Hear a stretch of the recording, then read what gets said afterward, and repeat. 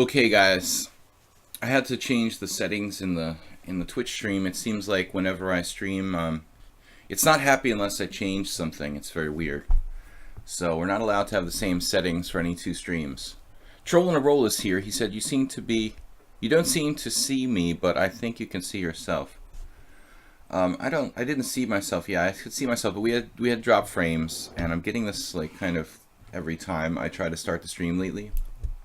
If I change some kind of setting, then it works fine. It just seems like it's doing it to piss me off, basically. Anyway, we should be good to go. We're up and running. We're going to be playing blitz and classical chess today, and we've got 2.5 hours to do so.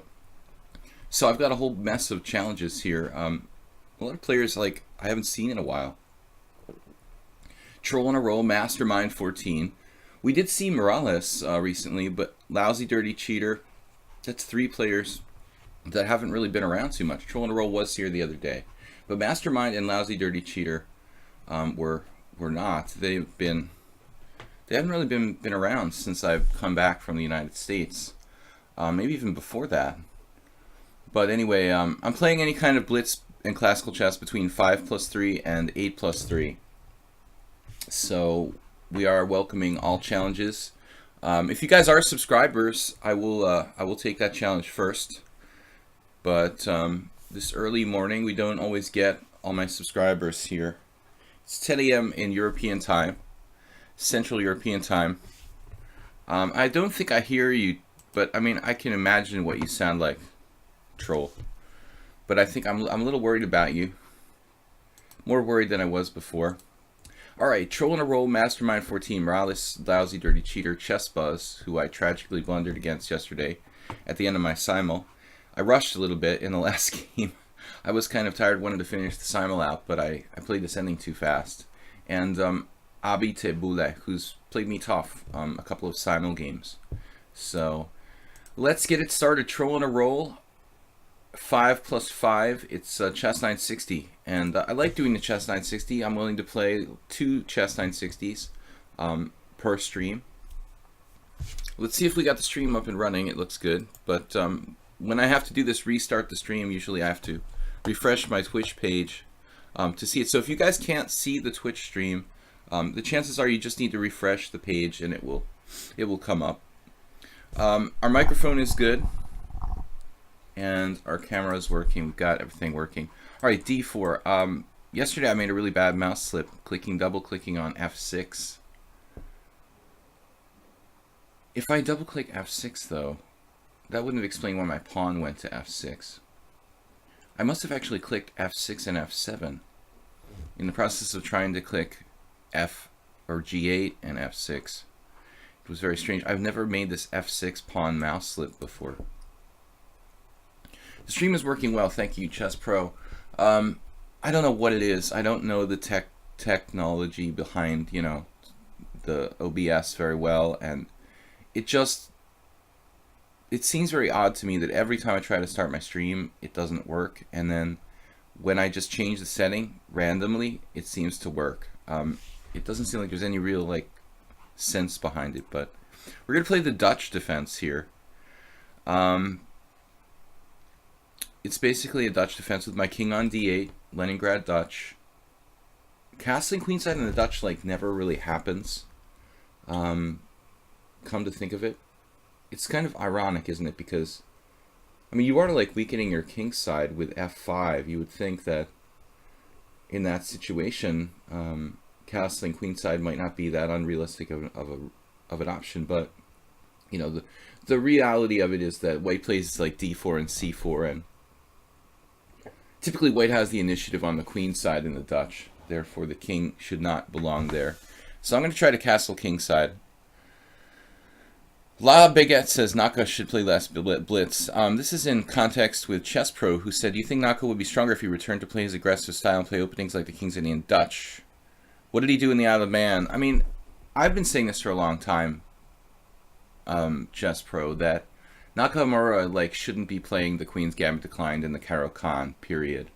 I know that like I didn't see whatever he did yesterday, but I mean I understand like he wants to prove something to his like, you know, critiques about like that he's not a one-dimensional player, and you know, that he's just this wild attacking tactician maybe, but and his technique has gotten great in endgames and stuff, but still he has to realize that his best chances lie, you know, in openings that are complex. And of course he shouldn't play like solid passive openings. Like, I'm just giving these examples. I didn't see the game from yesterday. I can imagine though, you know, there's no way a Nakamura should play the black side of a quiet Queen's Gambit declined. I mean, it doesn't make sense. You're not taking advantage of your skill set, you know. I mean, that's just, it's good not to be too predictable, but you've got to, you know, you've got to take advantage of the natural gifts that you have. It doesn't make sense, you know. It's like you're trying to make life difficult for yourself by going against your nature. I could see doing it for a while, you know, for training purposes, but to not, you know, stop after a time and go back to like what you're good at naturally doesn't make a lot of sense. He is playing Magnus, and if he won with black, he would win the tournament. With a draw, he would be second place. He plays the Queen Gambit decline and draw. Well, I don't know the dynamics going into that individual game. You know, you also have to consider his personal score against Magnus. You know, I don't know how bad it is, but I mean, Magnus Carlsen is very difficult to beat. You know, maybe like Hikaru was simply tired. I mean, I wouldn't make my judgment based on this like one game. You know, anything could have happened. Maybe he's tired. He's been playing a lot. I don't know. But in general, you know, in general, he's not playing the right openings, I think, for his style. I wouldn't, you know, pick on him based on one game, but like I keep mentioning this game where he had like black against Leko in like the European Rapid Championship, or no, what was it, the World Rapid Championship, something like that last year, and he played the Caro-Kann against Leko with black. I mean, that's just dumb, you know. There's no way in the world he should play the Caro-Kann against Leko with black. Yeah, so anyways, we're ready to castle queenside. I mean kingside. Arsenal fan Richie, what's up? I mean, I don't know Naka's game that well, you know. I mean, there was a time when I played with him a few times, and I obviously saw some of his games, but I'm not like a Naka file, you know, that I really keep up on. I mean, I noticed that his endgame technique has improved. He's now, you know, he's become very well-rounded as a player in general. Well, this last game, okay, people are always gonna like bemoan like quick draws, but you know, he's black against the highest rated player in the world. It's perfectly okay to draw. You know, there's no special prize for him if he like loses, you know. I mean, you got to keep that in mind. He's not getting like a special reward prize if he like loses like a fish, and he's not even going to get second place anymore. So I mean, what he did is like completely normal for a grandmaster in his situation. I know that it's not exciting, but you know, he's not going to play the King's Indian and draw in 10 moves. He's going to play something solid. So it was like practically like prearranged action, you know. I don't think that Carlsen necessarily knew, but I mean, he planned on a draw and he got his draw by playing, you know, the Queen's Gambit decline. You know, I don't think he should be playing for a win with the Queen's Gambit decline. Against certain players, you know, it might work. You know, against Topalov, playing the Caro-Kann might be a good winning attempt. I mean, if the player is aggressive enough, it makes sense. All right. Man, Troll in a Row is like thrashing around here. What's with the piece play? Now my g6 pawn is weak. I wonder if I should just play g5 straight up there. Maybe I'm not going to castle kingside after all. Troll in a Row, the pieces are really well coordinated for white.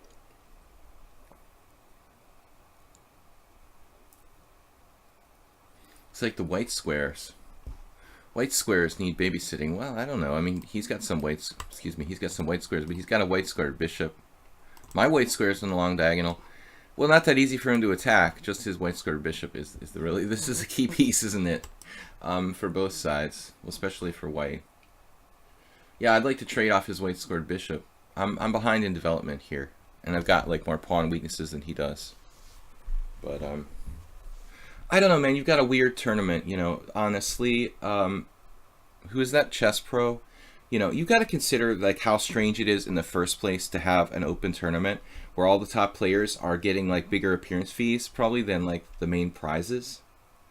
That's the other thing that you've got to consider, dude.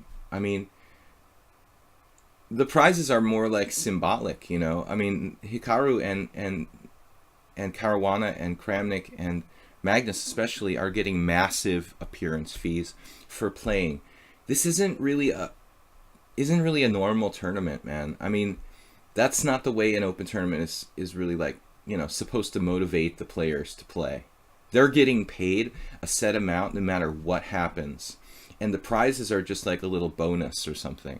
So he's not really motivated to play. You know, that's the other problem with the whole situation. I'm not really a big fan of this tournament, to be honest. Queen D1 now.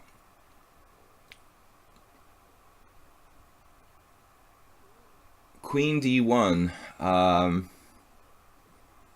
I played in the Isle of Man back in '99 before it was associated with chess.com.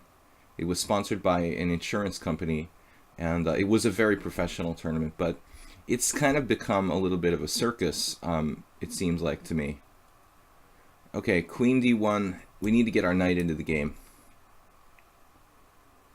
It's just like a show. I mean, it's not a real tournament. It's more like a show. These guys getting this massive... We don't know what they're getting, but they're getting a lot of prize money, but, you know, the results are not connected. You know, they're getting paid no matter what. Hikaru, see, he doesn't have motivation to play. He's collecting, like, I don't know, maybe $10,000 or $15,000 for an appearance fee. And, you know, what does he care if he, like, you know, wins second place? I mean, he's already got a decent amount of money for the tournament, so... As far as motivation goes, it's a pretty weird kind of setup.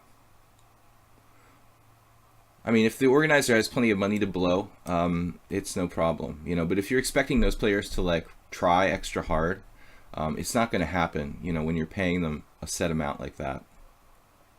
They basically don't have any motivation to do so. This is coming from a guy who like had a quick draw yesterday, but I'm not getting paid enough, you know. I mean, it's the same thing. But why am I gonna take chances if I'm not getting, you know, a good paycheck? Anyway, my king just really bugs me here. He only moves pieces, no pawns. What's with that? Why do you never move your pawns, man? All right, let's go here. Troll and Roll is gonna lose on time. He just like he signed off a petition that will not move pawns for the rest of my life. Let's try this. Try to get coordinated here. Actually, A2 is hanging now, which was relevant. I can take, and then that long diagonal opens up. He's hitting my A5 pawn too, so probably I need to do this. What differentiates a top 5 player from a standard grandmaster? Well, a lot, man. I mean, there's so many like grandmasters in the world now. It's just, it's a lot. I mean, everyone. I don't know how many grandmasters there are. There's more than there ever were, and it's just like a whole nother level. I mean, it's not even close. You know, I almost got to GM level. I was like 2470 FIDE. I've had a few like 2500 plus performances. So I wasn't that far away from GM. I probably could have made it if I really, really devoted all my life to it over the last 15 years, which I didn't. But a super grandmaster or anybody in the top 20, it's practically like another level. Not even close. Okay, Mastermind, Amorales, Lousy, Dirty Cheater, etc. Let's just continue to play here. Arsenal fan, are you challenging me? What's up, Rich? Ricard, Amorales, So, I don't really like this open tournaments where there's an appearance fee. I understand if it's like a round robin, but paying Kramnik to like show up and play in an open tournament, it's kind of weird. He like lost to James Tarjan. I mean, where is his motivation to play in this tournament? You know what I mean? He wouldn't, he wouldn't lose to a player like that if he was seriously motivated to play. It's kind of weird. I just don't know how else to put it. It's just like it feels like a carnival or something. These guys are like on show, but they're not really playing in a serious tournament for them. So, I mean, if you look at the way like Kramnik lost to Tarjan, it was like ridiculous. Like he's like clearly better. Tarjan playing this passive setup, like with no ideas at all, and Kramnik just like gets fancy and miscalculates like a 3-move tactic, and then suddenly he has like a draw, but he doesn't want it, so he takes this crazy risk and loses. I mean, this would never happen if it was like a serious, round robin or something where maybe the tournament prizes are set up differently. I mean, I don't know. It's just very strange when you're playing in a tournament and you've already collected your prize money before the tournament starts. I mean, that's a recipe for disaster as far as the motivation of the players goes. I mean, Carlsen probably collected a lot. I mean, he probably got more than anybody. Because there's just no way he's playing in that. I mean, maybe they tied it into other events on chess.com. Maybe they sort of blackmailed these guys into playing. Like, they've got to play or else they won't, be a star of these other events with chess.com or something. I mean, maybe that's how it works. I have no idea. But basically, there's no way that Magnus Carlsen would want to play in a tournament like that under normal circumstances. Let's see here. C takes D. Knight takes D4. Queen takes G2. I take this pawn. How risky is it to grab this pawn on D4? It's kind of materialistic. I don't know. I might be able to like grab the pawn on G2, but it looks kind of losing the initiative here. The site interface is completely buggy, but they have brought Naka to play full time. Bought Naka. Right. Bought or brought. The site just, I hate it, but anyway. All right, main line.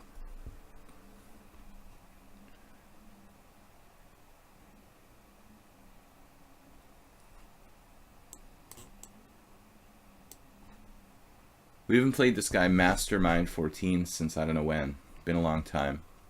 Apparently I lost my last game against him.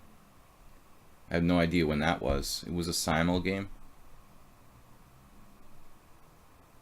I must have lost my queen. What did I do? Blunder my queen?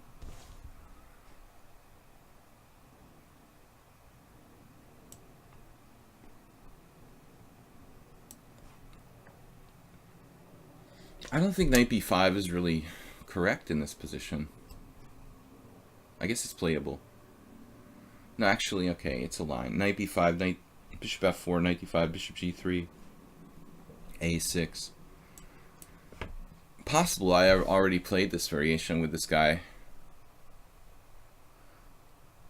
Chess Pro said they got lucky to get the domain name. Yeah, I'm just hoping like domain names change, and then there'll be like all kinds of domain names in the future, and .com will just be like one of many, and then they'll just melt. All right, bishop g3, castles, but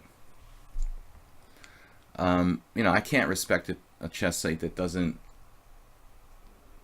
do everything to stop cheating, which they don't. So it's very bad to play on that site. There's no luck in chess.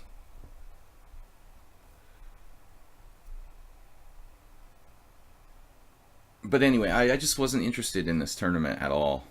This Isle of Man thing. I mean, it's just, what to call it? It's like a sideshow or something. Okay, for a lot of the other players who aren't the elite players, it's great. For the lesser elite players, it's a great chance. people get to play Vladimir Kramnik. James Tarjan gets to win against Vladimir Kramnik. I mean, congratulations, but Kramnik just, you know, he just didn't even play a normal game there. All right.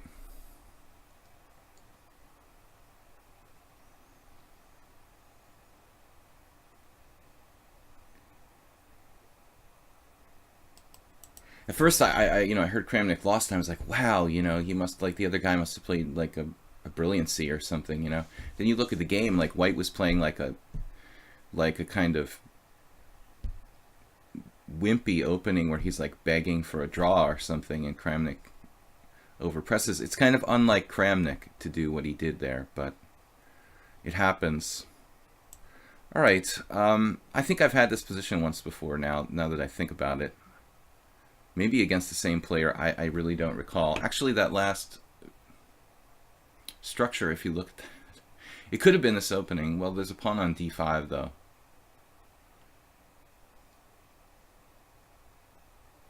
So there's nothing else going on in the chess world, really, at the moment. Nothing too interesting.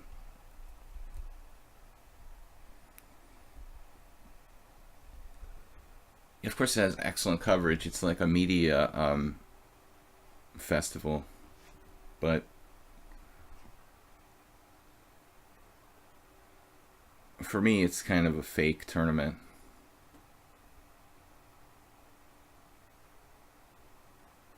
All right, rook takes c3. White's playing like ultra fast here.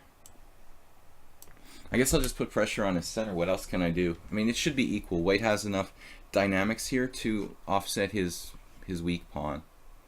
I don't know. Yeah, Arsenal fan, good call, man.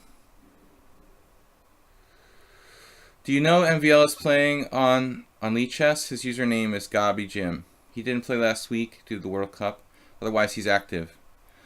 I don't know, Chess Pro 02. You know, that account claims that it's from South Korea, but since there are no players like over 2300 in South Korea, it's fairly likely that it's not a South Korean. But as far as, like, you know, knowing these things factually, very hard for me to do so. Now what are we doing? We're going to play for the blockade of the d5 square, but then I lose e5 control. Knight b4, try to win a pawn. I'm afraid my knight will get trapped if I grab this pawn here. I mean, Mastermind, what is his bullet rating? He doesn't even play bullet. He's playing this game like it's bullet. He's blitz 267, 1746 in blitz, but 2100 in correspondence. Oh, so technically he shouldn't be a good fast player, but he's like playing super fast. I don't understand. Like, if you're good at correspondence and you're good at classical, you should play slow. But he's like playing faster than me. I'm talking a lot though. I'd like to get my bishop on the long diagonal. Arsenal fan Richie, correspondence is the home of the cheat. Well, Rich, you're kind of generalizing. I mean, I'm sure there's lots of serious players who enjoy playing, you know, correspondence, but all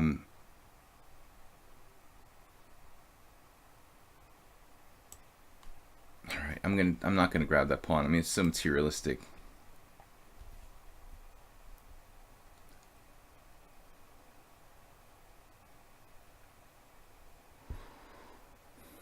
Correspondence chess has a noble history, but it has become kind of uninteresting now. You know, that it's just mostly computers playing the games instead of humans. I remember I have I have a book of Kyrgyz's best games. Like, he was a correspondence player, and you know, he played a lot of fantastic games. But unfortunately, modern players, you know, use computers mostly in playing correspondence chess, which, yeah, it seems sort of silly. But I don't want to diss it completely. You know, I'm sure there are legitimate players who, you know, use their own brains to play quality games. I don't know that much about correspondence chess.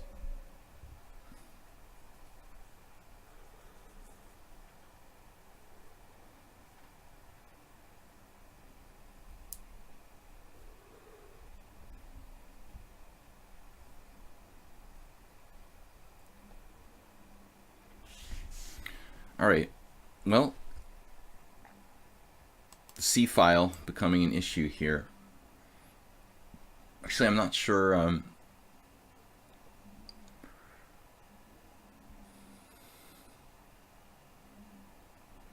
Not sure what to do if he plays like A4.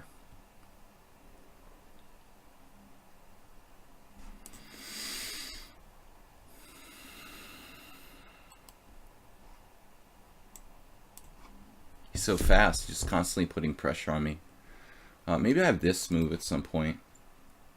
Trading his knight, though.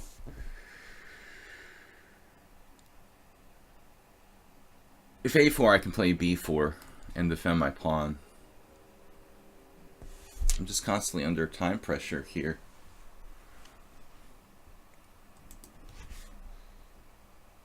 It's nice to have some time to chat. Yosaria 1988 subscribed using Twitch Prime. Thank you. Yeah, I mean, actually, when I was young, correspondence chess was kind of still alive, barely. And I was seriously considering signing up for some correspondence tournaments when I was, I don't know, like in high school. I'm sort of sorry I didn't try correspondence chess before it got completely, how shall we say, computerized. I almost did. I was very, very tempted. But in the end, just didn't do it. Mastermind seems like a strong player for his rating. Putting a lot of pressure here. I really like the way he's coordinated his pieces. Queen on b3, it's like impossible to attack that.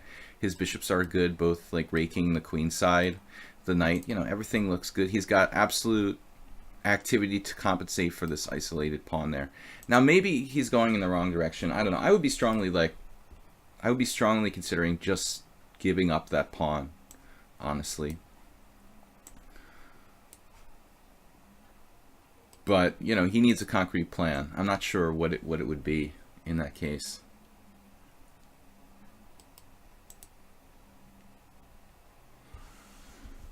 I still like A4 probably at some point. Although here he's going to lose the C file now if he plays A4.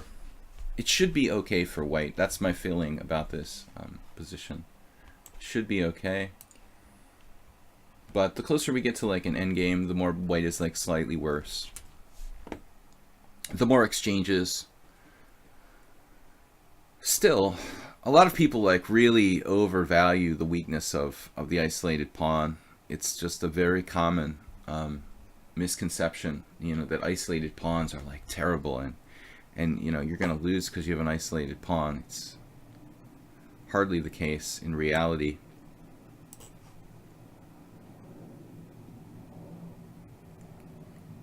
But his speed of play is impressive. 1688 in chess 960 based on 19 games. That's typical, like people are a little bit lower rated in the chess 960 for some reason. I've noticed that. My rating as well. Another good move. I almost mouse slipped. I mean, I could take, but I don't really want to fix his structure. Anyway, my plan was to get my queen on the 7th rank. Sometimes in the c3 Sicilian, white has like king side attacking chances, but with his bishop on e2, I think that's normal in this formation. He doesn't have that pressure on h7 that he would have in like lines where he has a bishop on d3. So these lines are a little bit different depending on how white's set up. He doesn't have bishop takes h7 with that really aggressive king side pressure. Kramnik's rating loss in Isle of Man has pretty much confirmed Wesley So, and Fabi will qualify. Wow. I don't think that... I haven't been that impressed by Fabiano's play in the last times. The game against Carlsen was just an atrocity. I mean, seriously, speaking of unmotivated players, like, what was that game that Fabiano played against Carlsen? It was like... Is he psyched out, or like what? Why was it so horrible? This is actually a really dumb move by me. Probably a really dumb move. Why can't I grab this pawn on b2? I'm just like being afraid of ghosts.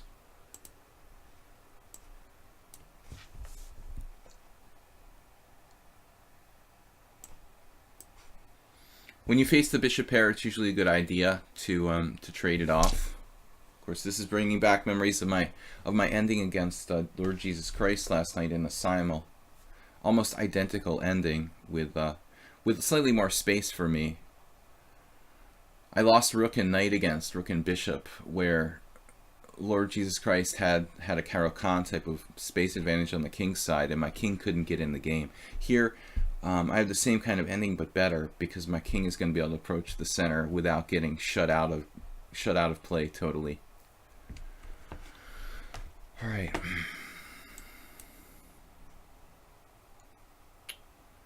I mean, I guess we're going to blockade. Is this a win for black? I wanted to play rook c2, but the thing was he would have rook c3 with back rank threats, forcing the minor piece ending that might be a draw somehow. Excellent defense there. I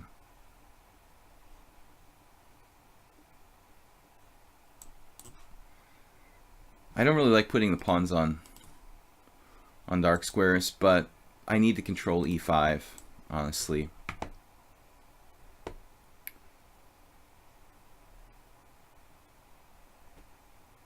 Black is better. I mean, it may be a draw with like perfect play by both sides.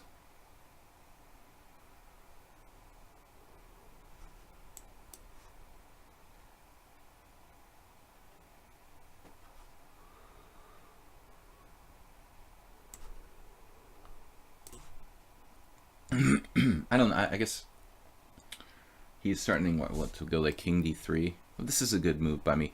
Rook d1 loses loses a pawn. For white, maybe. Actually, he had rook d1, rook takes, knight e3 check, king e2, knight takes g2, king f2, trapping my guy. This might have been an important resource. Rook d1 there. Then he can keep his king more active.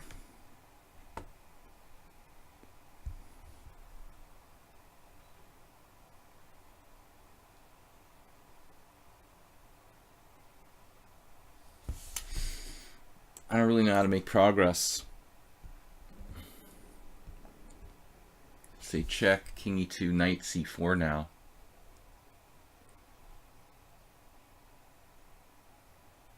Wonder about b4. b4, b3, bring my king up. I don't know about this. I mean, my original plan was to put my pawn, to actually put my pawns on a4 and b3. If I play b3, that's probably overextending.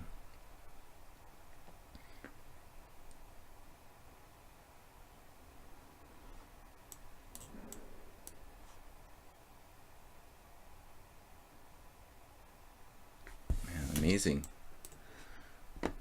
Defenestration.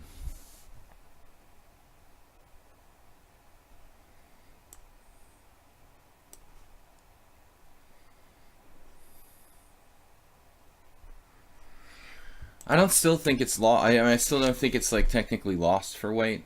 Now the computer thinks it's lost. Wow, that's kind of harsh. +3 for me. Wow, that's not what I expected.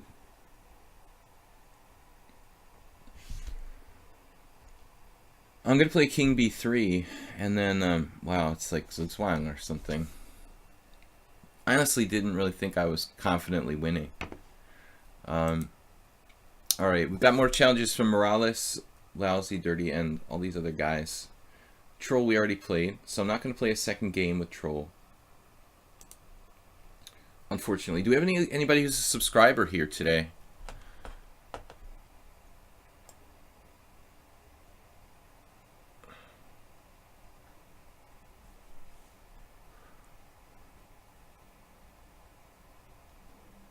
What's up? Anyway, thanks you, Osarian, for subscribing via Twitch Prime.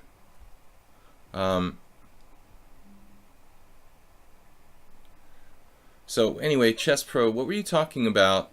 One of the lichess admins confirmed. So that's good. I'm glad. I would be glad if I was him, you know.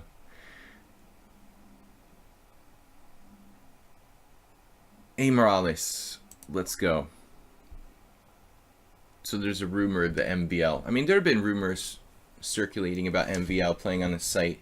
You know, I mean, since it was created by, you know, French coders, I guess it's not surprising that a top French pro might be apt to play on this site. Yeah, obviously the guy from South Korea, like the account from South Korea was, you know, not South Korean, but it was a question of who that could be. I was wondering myself, but I didn't think it was anyone as strong as MVL. You know, who knows? I mean, rumors are sometimes, even the administrators might be wrong about that. I wouldn't, you know, bet my life on it definitely being MVL. I wouldn't be certain. Who knows? Okay, knight f3. Let's play c4. This is my move order for my team championship game yesterday.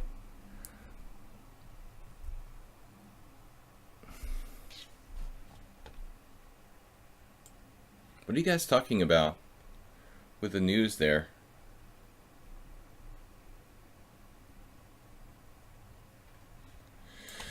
All right.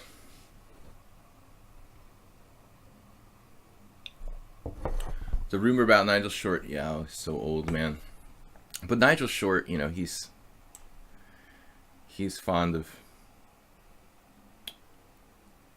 stoking rumors, I guess. G6, D4. Okay, this is news from 20 years ago.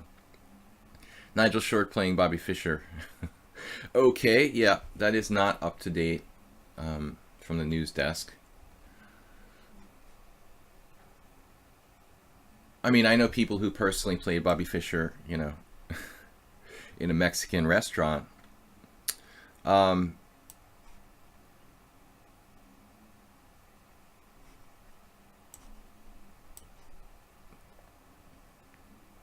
Bishop G5. This is my default lazy variation.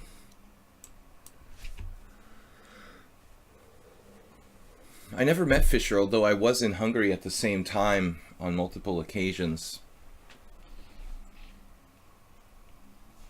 I was actually living here or staying here, you know, and a friend of mine on several occasions had seen him, but I was never lucky enough to meet him in the flesh. D5. It's a Benoni. I think anytime the black plays c5, we should call it a Benoni. The old textbooks would still call it a King's Indian. I mean, I guess you can call it a King's Indian if you want to. Here I have options with my bishop. I wonder, you know, if it's interesting to like put it on f4 or something. I mean, h6 seems kind of early. Let's be creative. The normal move is like bishop h4, right? But if I go bishop f4, he doesn't trap my bishop on h4, g3.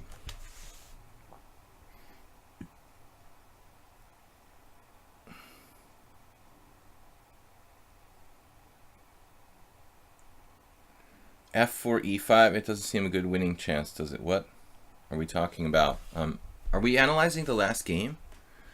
You guys? Okay, I'm going to play h3 here. This bishop will have retreat squares. I'll also stop things like bishop g4 if I decide to go in some kind of Benoni setup with like e4.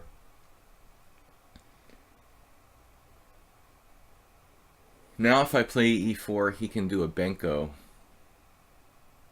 with with b5, and I don't want that. e4, b5, cb, ab, bishop takes b5, knight takes e4, etc., etc. I could play queen d2, but that's probably my knight's like best retreat square. So I'm really, I can play e3, which is a bit weird. I guess I'll play a4. I'm used to playing this kind of position with my bishop like on h4, but I decided to try something new. The other thing is that it stops or discourages black from playing e6 because he's got pressure to deal with on d6. Some aggressive-minded players might try to call my bluff on that.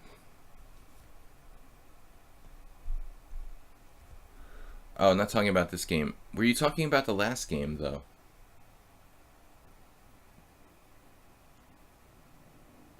You're talking about something outside the realm of the stream. Guys, we had a simul yesterday. It was kind of a fast one. 30-30 time control. So it only lasted 2.5 hours. And we did allow like 10 draws and 2 losses. Or 8 draws and 2 losses. It was a lot of draws.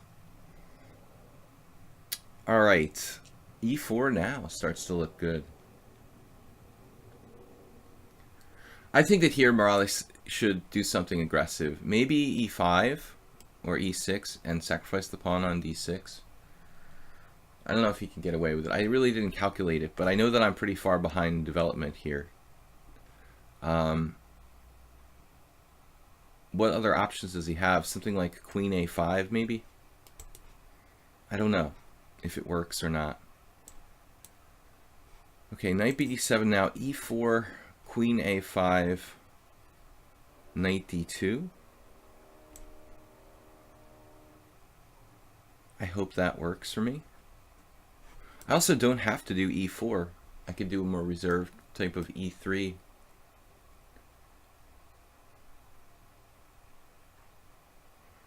Basically, I don't like when black plays, I don't like for black playing the Benoni with the knight on bd7 and no e6 break. With the bishop on c8, it's hard for him to get his pieces out. He ends up, you know, like Stephen Muhammad, having to maneuver his knight through f8. I mean, that's a tragedy. That should never happen in the King's Indian. Benoni type of King's Indian. If you're playing with c5 at King's Indian and you're like maneuvering your knight through f8, something has gone seriously wrong with your position. Just keep that in mind. We've got no subscribers in the chat, guys.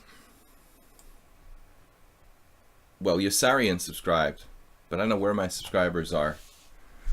There aren't masses of them, but we do have quite a few, and I don't know. These guys are not into the morning streams. But I play my best chess when I'm really, you know, alert, and this time is like one of my best times for, you know, playing. I like to do the streams in the evening, but I feel like I'm not quite as sharp when I play in the evening.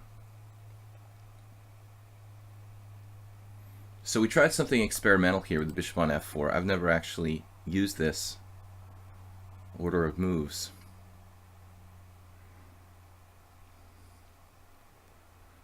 Appears he might win a pawn, although I'm not going to panic about it. I can just go here.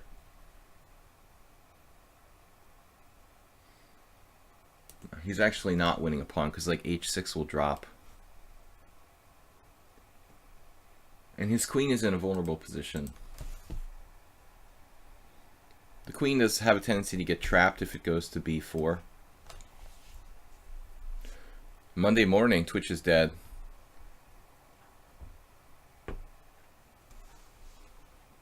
Yeah, I guess. Well, it's not morning everywhere, just for us in Europe. Australia. The United States, it's like the middle of the night. Sometimes we get viewers. We've got a few here, actually. I guess not in this list. I don't know about Dirty Cheater. No, he's in Switzerland. Okay. The guy just played, what's his name? 2 games ago. I think might be in the U.S. and international master Spinal Tap Chess often plays. Now he played e5. Now it's okay to play e5. Not only okay, it's probably a damn good idea at this point, at this juncture. I've got g3. I mean, this looks like a really good Dmitry Gurevich, Makaganov type of system.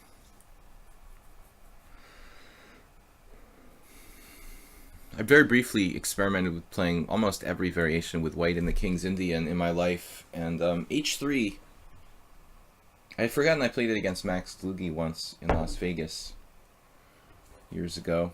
I lost, but the opening was still good for me. h3 is a good system against the King's Indian. This is what it resembles now. We're playing like some kind of h3 Makaganov system with like h3, g3, bishop on e3. Black kind of playing on the queen side with queen a5. That looks weird. e5 very much turns it into like a normal structure for the King's Indian.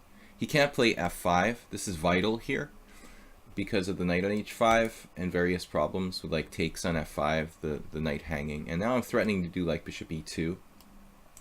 So basically black is screwed. I mean, maybe he can play like knight f6. It's super strange. Super strange situation for knight f6 there.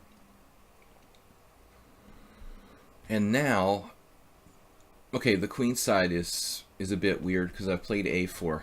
Anyway, it's just a blitz game.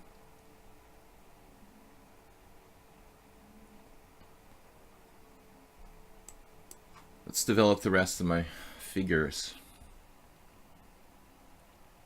I'm not sure about queen c2. I'm not even sure what I should do with my king. I think I'm gonna have to put my king on g2.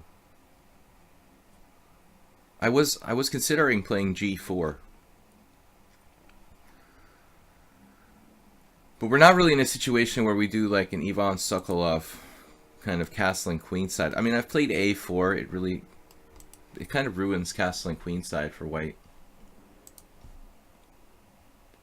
So I'm basically trying to like get the best of both worlds going on here. Stop f5.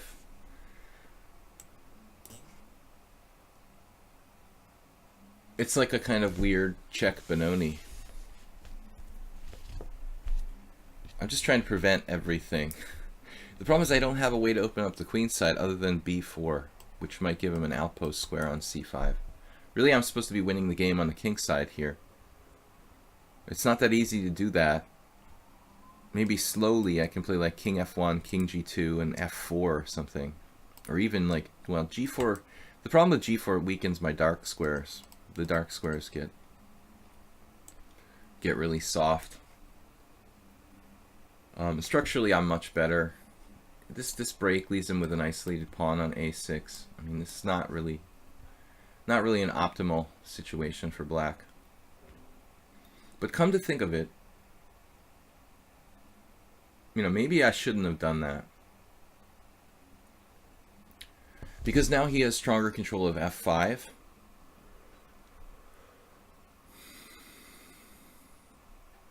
Because I'm going to have to play g4.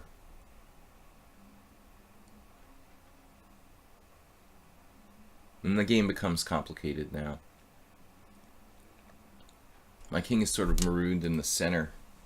a5 was not really great. Just blundered a pawn.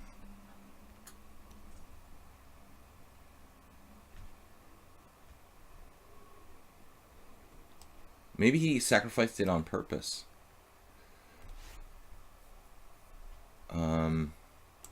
Alright. It's basically a blitz game. This is a good resource. Okay, this can't be allowed. I've got the e4 square, but my king is trapped in the center, so black has a little bit of counterplay. Not really enough, but enough to make it so that I have to be very careful here.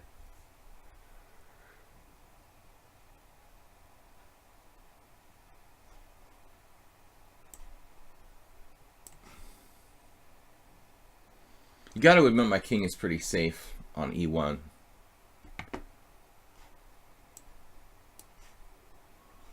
He just dropped his rook. So he has to do the Emery Tate. Knight takes a8. The one time I played a tournament game with Emery, he was so proud of that move. I'll never forget that. He was so excited that he maneuvered his knight through a8. Double exclam. Alright, a lousy dirty cheater is up next. High Lagger Bim Bom. That more old Indian. The old Indian? King f1, king g2, the rook after h1 is perfect, yeah. No, it's like old Indian, Czech Benoni, you know. Yeah, it's all kind of tied in together. These openings are very closely related. I called it a Makaganov King's Indian. g3. Makaganov being the h3 variation for black in the King's Indian. Alright, let's go ahead and play this Tory attack reversed. That's, wow, h3 voluntarily. Okay. It's not so bad for white, but I don't really know about the move h3, you know. Okay, it's perfectly playable for white.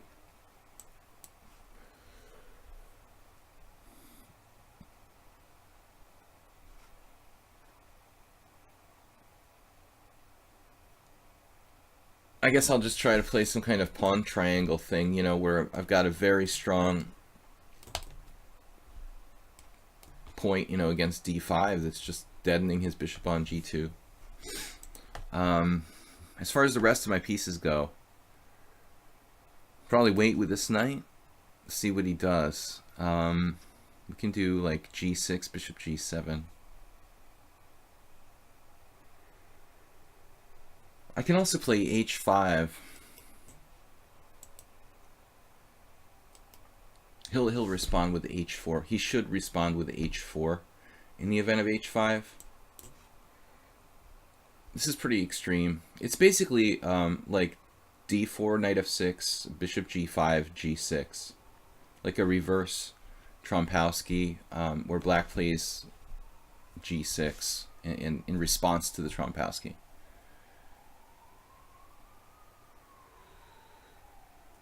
It's actually not so bad, right? Bishop c8 is a great piece when a white pawn is on c4.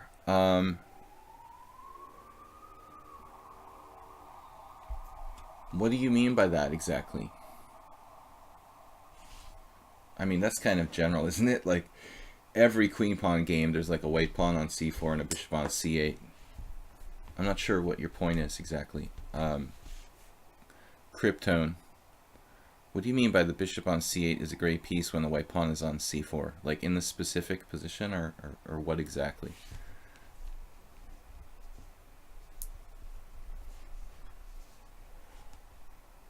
If you could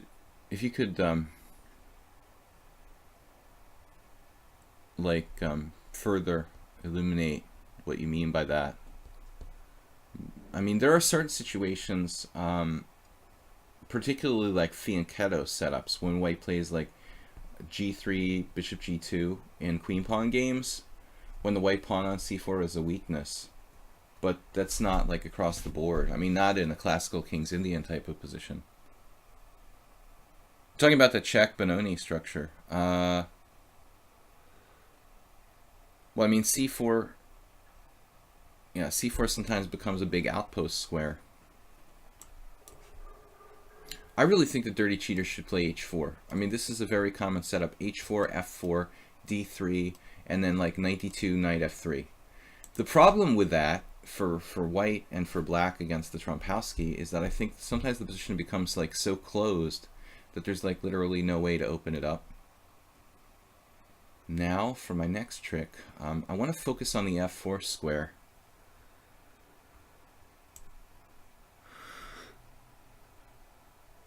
Maybe we'll even castle queenside. Shocking, you know, shocking information to betray. I mean, obviously he was planning on playing bishop b2, so I don't want to go bishop d6 and weaken my g7 pawn, but he's going to have some issues with the dark squares.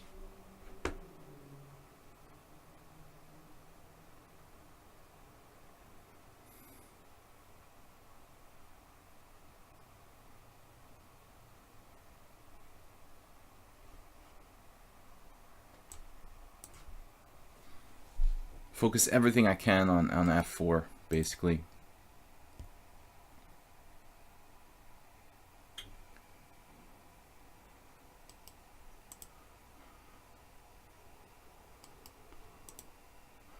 Now, I'm not sure how much I'm worried about like the e-file opening up here. But there are possible piece sacrifices that could be kind of irritating. a6 also weakens my position a bit. So maybe I'm better off completing my development and not taking back with the c-pawn, but taking back with the e-pawn on d5. I can just put my king on f8. This is becoming a common theme. Not castling today. Wow, lousy dirty cheater getting pretty aggressive with a c4 and knight c3. That's about as sharply as he could play this. I don't like what he did with his king side, but he's playing the rest of it pretty actively. The other option now, he's played bishop b2. Well, I want to focus on f4. This just looks like good for me. Barring some kind of piece sacrifice on d5, I'm in really good shape here. It's going to be hard for him to play f4 after knight g6. He's got rook c1, and I'll have to move my queen again, but that's a minor detail. Now the question is, do I castle queenside or play king f8? Or do we want to castle kingside? Did I say castle kingside? Castle kingside. Castle kingside here. Wow. After all that, I mean, you know, my rook is actually doing nothing on h8. It's doing next to nothing. I guess I'm going to castle kingside. I never really planned on castling kingside. But it actually like feels safer than castling queenside here, and my rook was just ridiculous on h8 behind that pawn.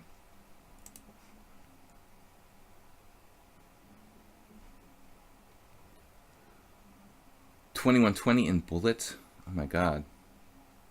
No wonder he's so fast.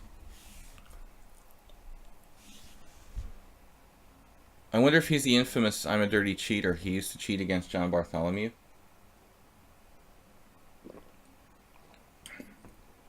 He hasn't cheated against me. Or maybe he's just inspired by the maybe inspired by the name, I don't know. So where to go? Queen a5 looks a little suspicious. Superficially active, but just like asking to get my queen messed up with a3. So I should be going back to either b8 or d8. Temporarily interfering with my rook's connection. I mean, I could put the queen on b6. It also seems a bit strange there, prone to attack.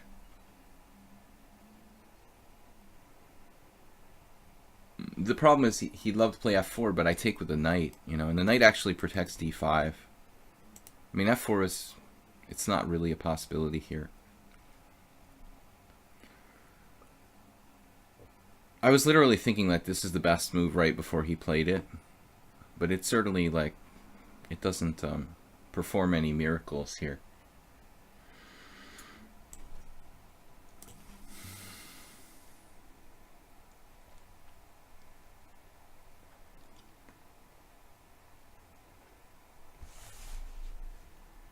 Now I expect rook c2.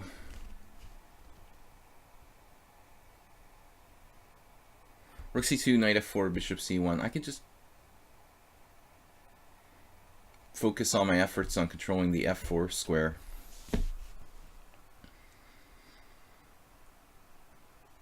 Okay, this I actually dismissed, probably prematurely. He's got f4 and knight f3 ideas. That's probably not gonna work. I have queen f4 heading for h2 here. That looks kind of frightening for white.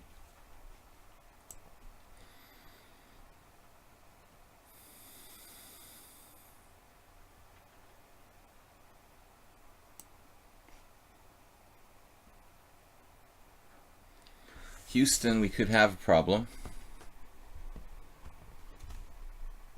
I understand his motivation to get his knight to f5, but there's too many problems with his position.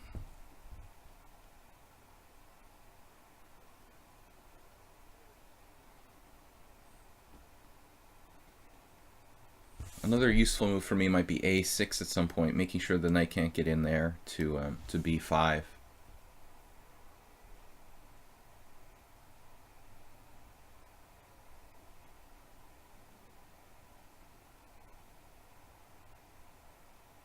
I mean, I was looking at evacuating here, but I'm just going queen in. If king e2, knight f4 check.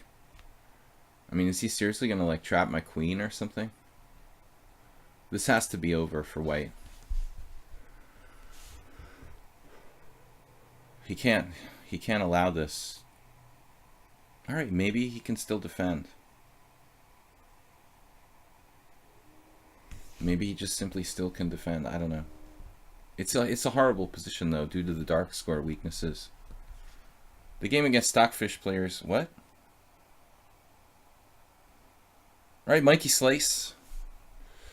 Oh, you just sent me 10 viewers. Thank you. I wasn't looking, and I got like five messages from Mikey Slice in the chat there. Thank you for sending over the viewers. I will see you later, man. It's not good. Yeah, I mean, he has to go back now to to e2. It looks like. I mean, at the very least, I can just play like knight f2, trade, and have complete domination of the f4 square. Should be something better. I'm happy with if I can reach an ending with like knight against bad bishop on g2 or something like that. I don't have to checkmate white. Okay, this is a strange move. He's getting checkmated, right? I'm not sure he saw it.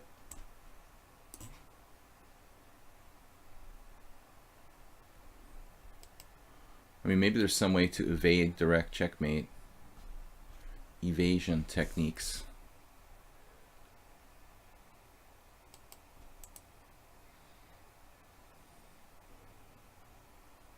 But this is why you have to play h4. If we check this out, I mean, maybe if you see the opening here, maybe nobody plays this. There's some games. Stefan Juric played it. Okay, this Chelishkina, I think she's Serbian. All right, Serbian veteran woman master Chelishkina. So anyway, there's a few games here, but you've got to play.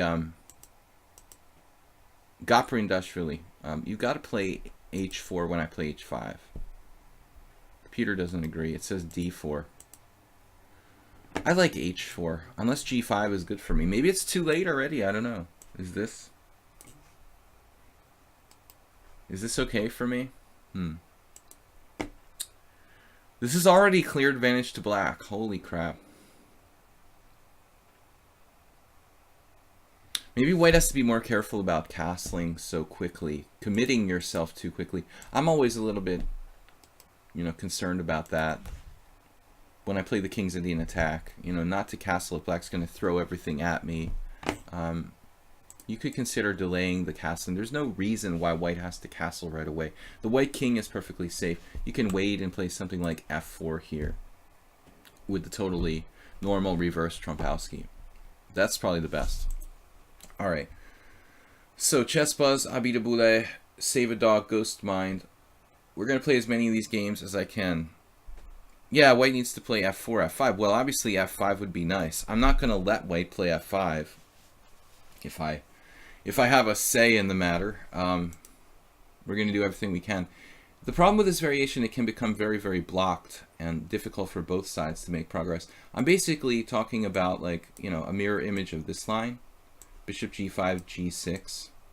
This is what it is, and this variation is quite respected for black. I mean, it may seem strange on the surface, but it's perfectly perfectly reasonable. It looks like white does play h4 sometimes. Not too many games. Adams. So Adams did play one game, lost to the olive farmer. All right, we are playing Chess Buzz 17. Why is the caption in fluorescent green? Maybe I like highlighted and I forgot or something. Why not? Would you prefer a different fluorescent color? Troll in a roll, man. You've been smoking too much. You just need to cut back a little bit. You'll be fine in a couple days. Okay, where am I? Alright, I'm playing what? Chess Buzz. Yesterday we lost a funny game. Played a weird opening against Chess Buzz. Chess Buzz played a weird opening against us. And I had like dropped a pawn after 7 moves. Looking at it afterwards, I had a lot of things I could have done. Oh, was this the same opening now? I forgot. I actually forgot the first moves of the game I played yesterday. I thought you can't see fluorescent green. Yeah, this is our game from yesterday. They play some weird h6 move. Whatever floats your boat.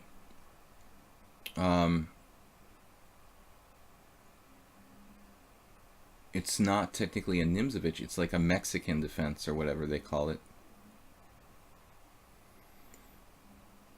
I play the Nimzovich against e4 on occasion, but I've never played the Mexican defense. Technically like d4 knight c6. This transposes to a Nimzovich with the move knight f3 played. But with g6 it goes into some kind of strange modern territory. Obviously it should be a little better for white somehow, but it's always interesting to decide about this. I had a game where I may have had a game with black in this position once, where white played like d5 and I played knight b8. I actually won against a 2300 player with black a long time ago. I'm not even certain about the move order, but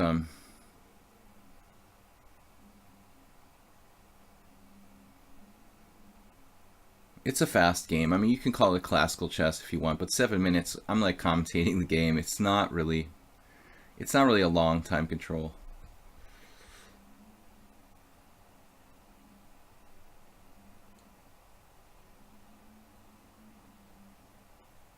I guess c3 is pretty wimpy here. I don't like d5 though. The computer will like d5.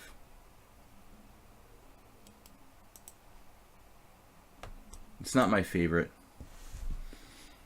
move.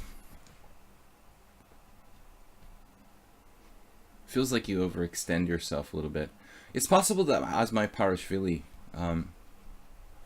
contentious FIDE vice president or whatever he is now, possible he plays this for black. I remember some strange, years ago analyzing some strange games. I thought I remember Asmai actually playing this setup. He plays the modern defense. There are some pretty obscure variations. It shouldn't really be great for black, but it's just designed to kind of confuse white. Bishop e5, preparing to play e5. Bishop e5 can be played. Actually, it's probably a move here. Yeah, it's probably a good move here, in fact.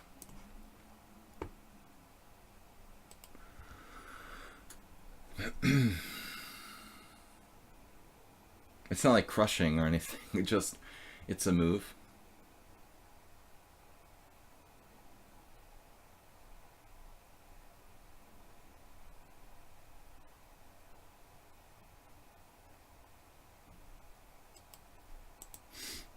Not really a setup that I've played very much with white though.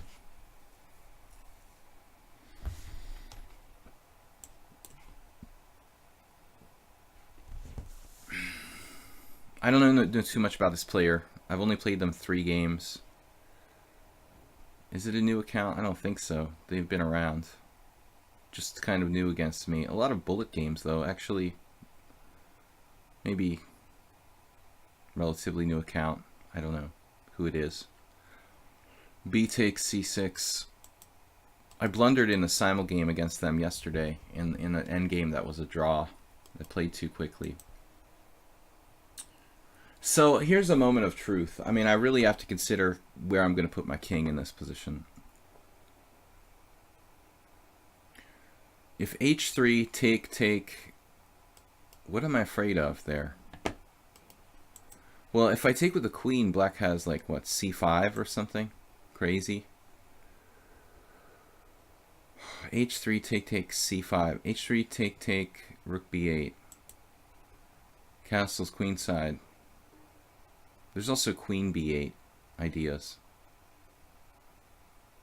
So I probably should castle like kingside here.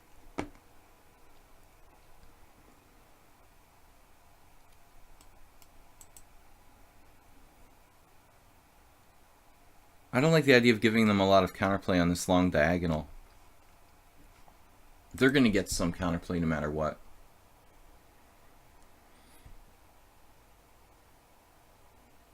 It's like 2 minutes ahead of me on the clock already in an 8-3 game. I like playing these type of setups as white. Hyper-aggressive kingside attacks. Yeah, you can see my hyper-aggressive kingside attack. Well, I mean, I could have played h3, okay? The thing is, I'd have to castle queenside after that. I mean, if you really want to be aggressive here, I would play queen d2 and castle queenside and let black take and take with the g-pawn on f3. But I don't really see a kingside attack for me. I mean, black, I don't even have anything to attack yet. You know, black isn't even castled. So I'm not really sure.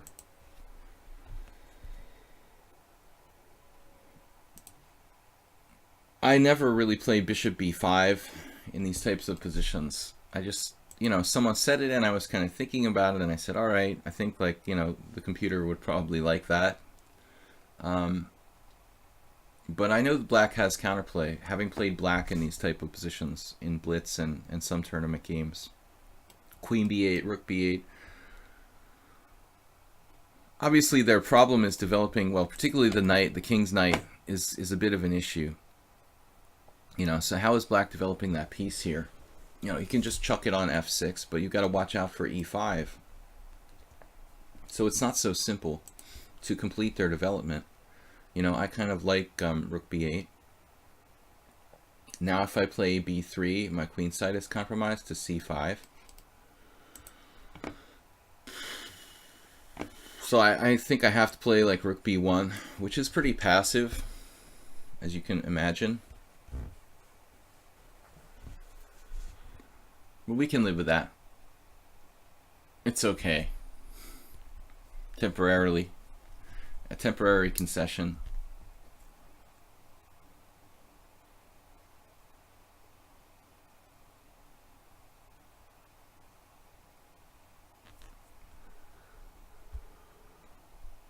What's up, Camel Culture?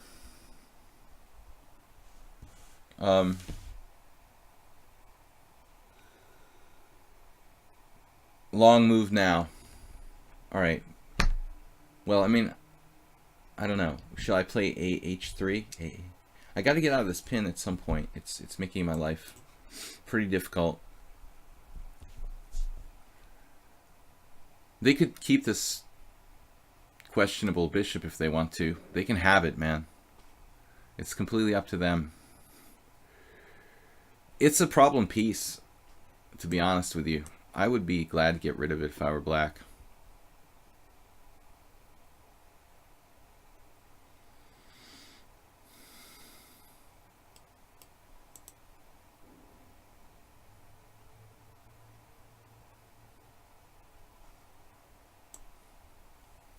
I'm tired of being tied down to b2. I'm going to play b3. While the moment is here, you just don't want your pieces tied down to defending pawns. Famous, a quality grandmaster told me that. I have it on good information. but maybe black has some tricks.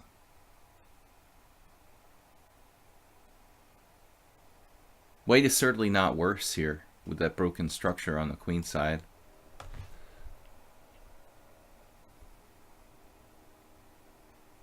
But as far as direct attacks like Richie was referring to, I didn't play it in a way, you know, that gives me any kind of realistic direct attack. Yeah, now we have to contend with some issues.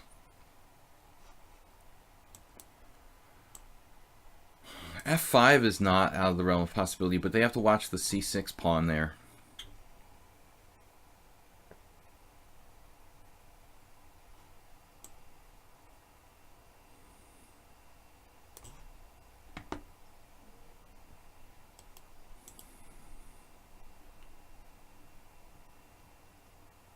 Unfortunately, my queen has a lot of square. It's not going to get trapped on C6.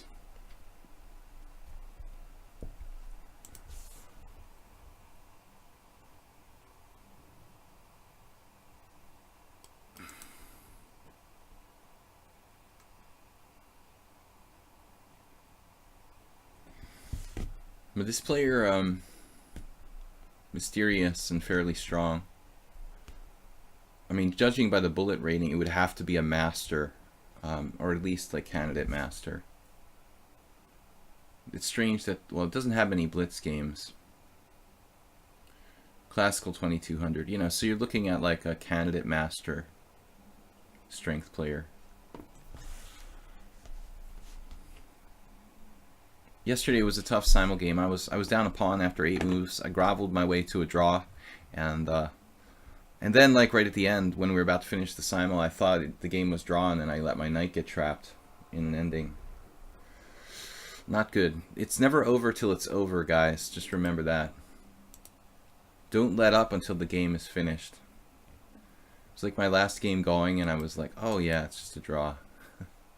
Well, not always. My queen is kind of awkward here on f3. I didn't like getting it blocked, but the problem was black was threatening like c5 here. Whoops, c5. And my knight unprotected, and there's no good way to protect it. So it had to move. a4 is probably not a great move. It's on the side of the board. Knight a4, knight b6, maybe knight b2, and just avoiding that exchange could have been possible. If you don't want to like block your queen, I could have played that. Knight e2 blocks my queen, you know, so it's kind of weird. My queen is getting hemmed in. I was scared of f5, but I've got this. With freedom for the queen. Black can play e5 here. That looks like a reasonable move. Now we can move our rook, maybe. Other rook.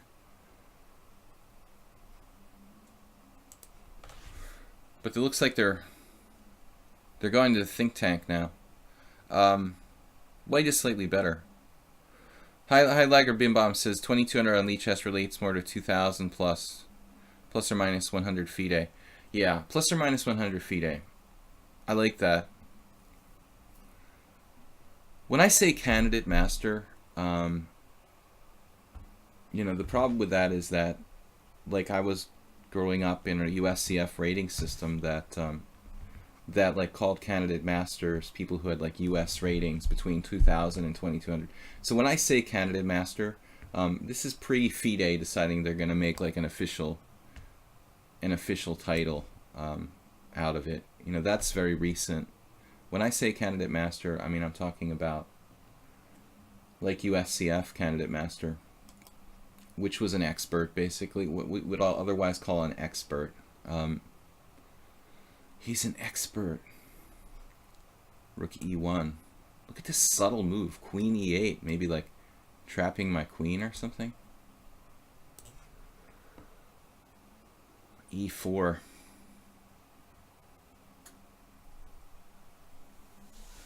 Goodness.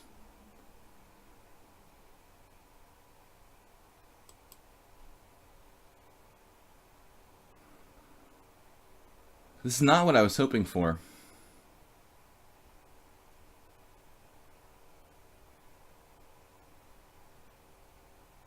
Things are getting pretty weird.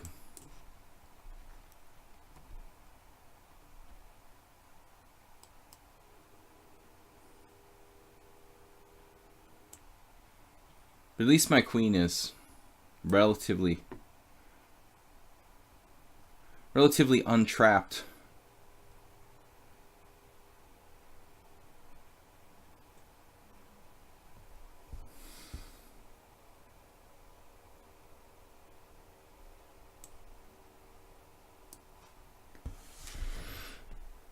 I think black didn't leave themselves with really enough time. This is a strong piece. It's got to go. It's just got to go. Thus, the text move.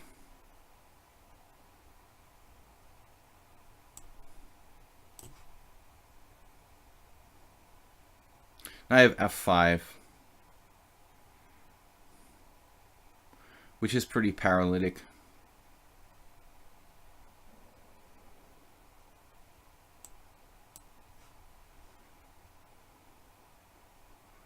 There is a fork. Yeah, it was interesting opening, and I think that black was doing fine to a certain extent. Yeah, bishop e5. Let's see if there's an As My Pirates Really game. I don't see any there. Yeah, I do remember bishop e5. So this is actually a line. Michael Tal versus Hort from 1975. I had no idea necessarily if I'm playing the best moves or not. It looks like everyone plays h3.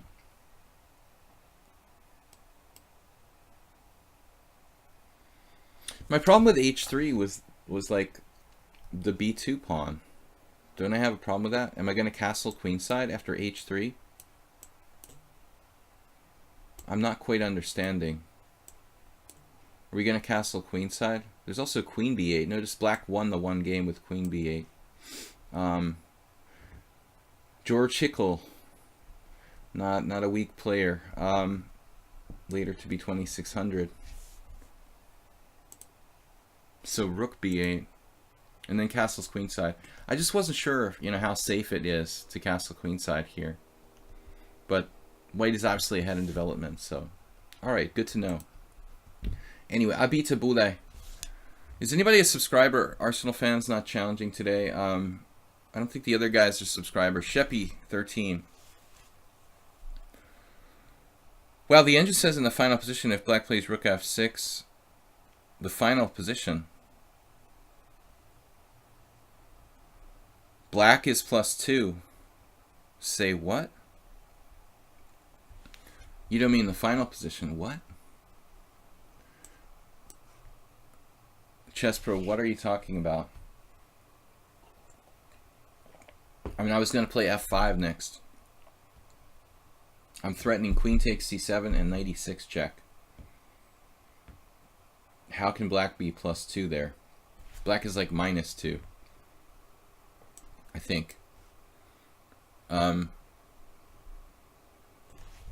Instead of rook takes f4. Oh, okay.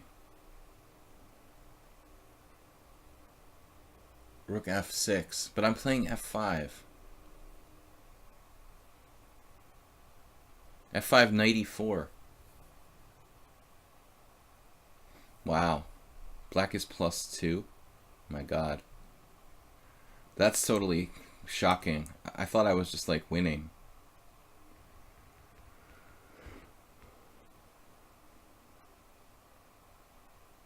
Doesn't even seem fair. Is it really +2?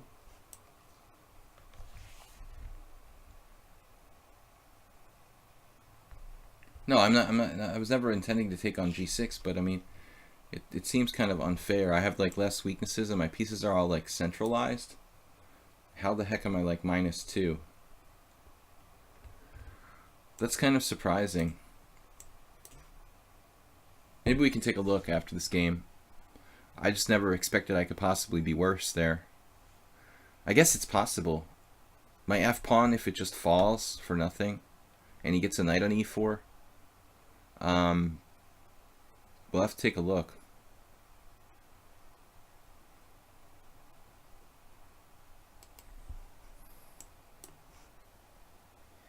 Okay, I mean, this is kind of a typical line. You can't play e4 because of queen a4 check. So now black has to play knight c6.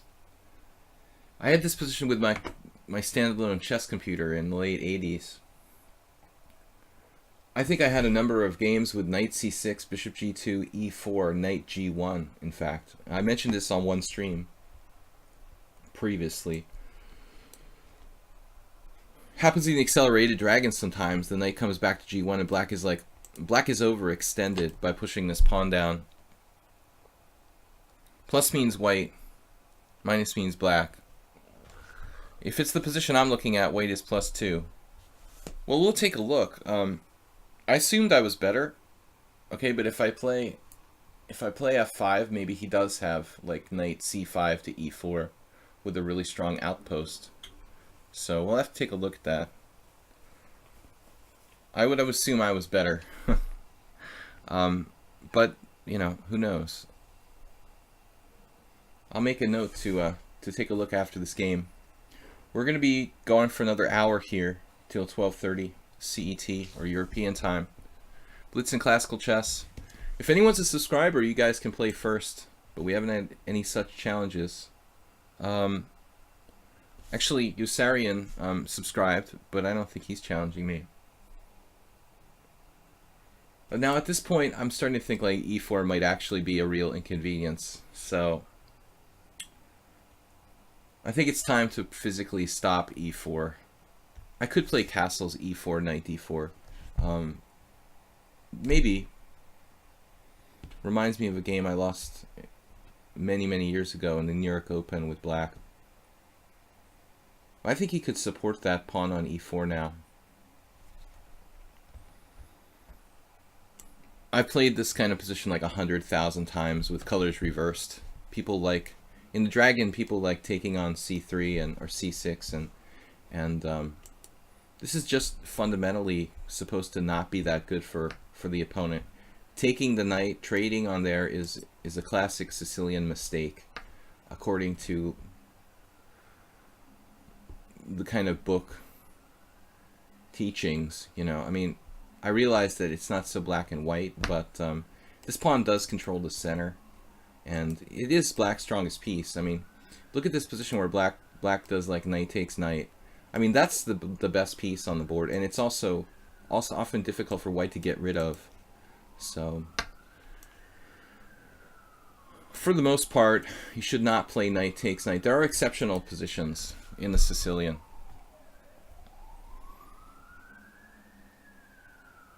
I had a really, really uninspiring game yesterday in the Budapest Team Championship. I just drew in 16 moves with white. They didn't pay me enough. I didn't get enough sponsorship from chess.com to be fully motivated for this game. No, it was just a moment of weakness. My opponent offered me a draw in an equal position. I should really play for a win. But objectively, he played the opening perfectly, and objectively the position was equal. So I was telling on the stream last night how the guy prefaced this draw offer. He before the game he made a comment to me. It's a nice kid. He made a comment to me that our last game last year, it was like this really, really, really, really long game where I had to defend for 5.5 hours. And so before the game, he was like, "Oh, you know, I hope that this time, if it's a draw, you know, it's not 5.5 hours." This is like a backwards way of saying like offering a draw. I thought that was funny. All right, the b7 pawn is a chronic problem here for black. Kind of like my last game, I was constantly worried about the half-open b file, and the same thing is going down here. Now, it looks like this player I've been impressed by. Although he's only got a half point out of 4, he's played very, very solidly against me. He really strives to play correctly. I've had a hard time beating him in a couple of these games.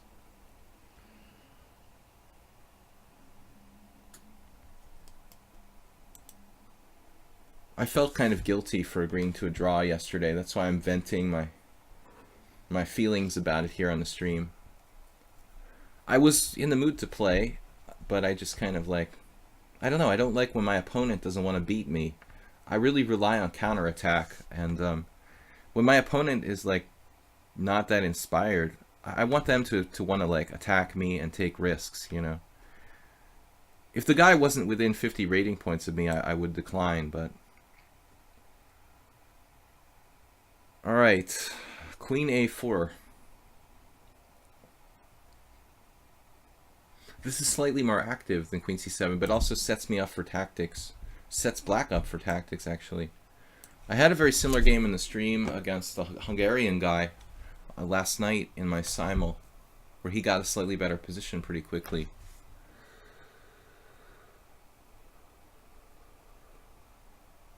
I didn't mean to do a chess pun.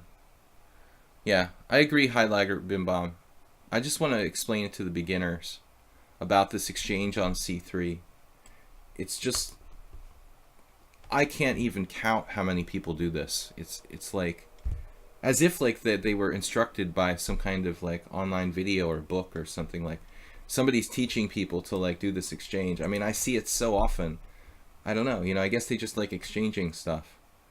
But it's almost as though it's like a legitimate system. I see it so frequently.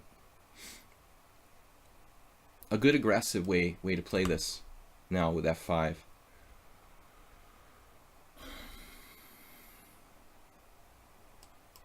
Sorry. It's difficult to use this bishop effectively. And I've talked about this like billions of times. I mean, maybe I just trade pieces here. I don't know what to do. Oh, I hung my bishop. No, I'm just kidding. But I don't think this is dangerous for black, you know? He's equalized, basically. Maybe he's even slightly better. I don't know. I guess equal would be like a fair evaluation. But I feel like it's difficult to prove an advantage here. Queen F6. I need to play more incisively at the early stage against this thing. Queen C2 was kind of hesitant. Now this move isn't really great for me. Knight G5 was pretty interesting.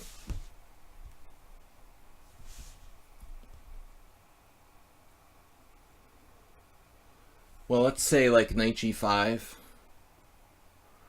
He has to play Queen E7 or Queen E8. I don't know which one is better. Do I have anything there? You know what I mean? Either I do or I don't. There's no like, you know, in between. I either have something or I don't. You know, Knight G5 feels like it feels like I'm lunging away from the center, essentially. Though I don't have an advantage here, I don't think. Black's position is legit. I actually have to watch out for like E4. It looks like a classical Sicilian. I mean, a classical variation of the dragon, except for this exchange on C3. Looks like he has E4. I might even just lose a pawn now. I didn't calculate too much here, obviously. Yeah, we have a problem.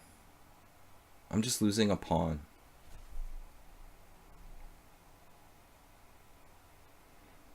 Okay, I mean, maybe E4, pawn takes pawn, rook D1.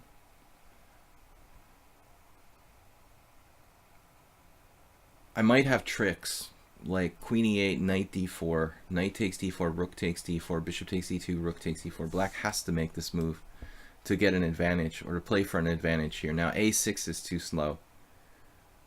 I mean, I have tons of resources now to maintain the balance. But that move was extremely disruptive. I mean, it's breaking my whole pawn chain. You know, this is like, it's like playing E5 with white in the Benoni or something. So H3 is worth considering. It weakens my king side. You know, sometimes you even see like H3 and G4, but I don't have justification for that here. Very hard for white to do anything active. Queen C5, Rook E1 weakens the F2 square. Rook d1 is passive. I just don't really have anything special at all here. Queen a4.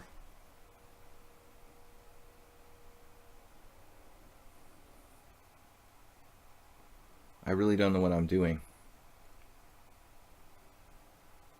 Still, this e4 is this never-ending threat.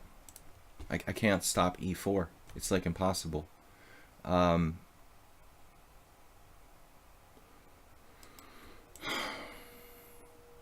Queen b2, just defending the e2 pawn is pathetic. Maybe my best move. I don't know.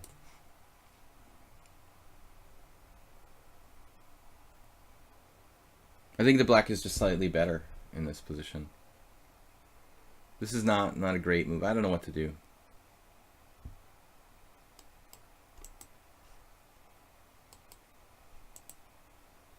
Black's only better. Rook d1 though, it's not a forward move really. Okay, maybe there's some point to it. Rook d1 to try to play for d4. Just that I already moved that rook. I already moved my queen too, for that matter. Yeah, Richie, I guess. I guess in the grand scheme of things, the problem is like I'm not threatening anything because of d4 e4. You know, it's basically a passive move that solves the defensive problems. But I don't really have any way forward after that. You know, my rook's on a good file. The other rook to d1 leaves me vulnerable on f2. You know, I like keeping my rook guarding f2 here. So I played the ultra lame knight to b2, just to queen to b2 to guard e2, to give me support of d4. But I'm just slightly worse now. I have a better structure, and if black gives me infinite time, I may get the advantage. But I need more time.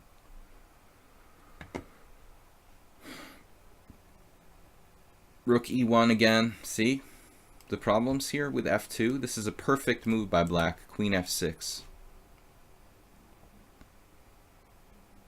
Knight d2, bishop takes e2, wins a pawn. And I have no time. I might have like rook e1. I can play d4. But again, e4 every time is just good for black.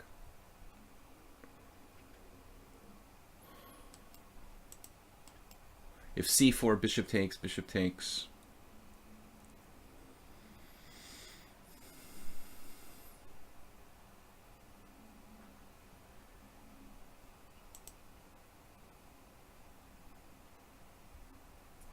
I have no idea what to do now.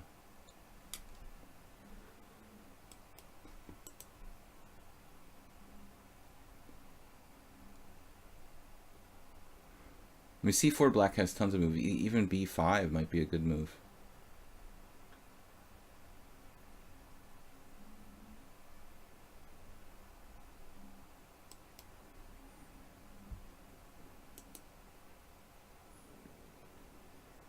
Maybe this.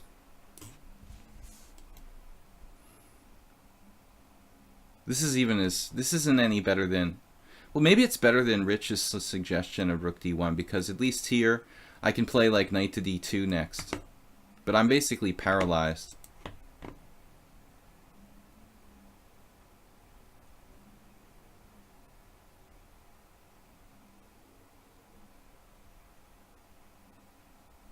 Black is better.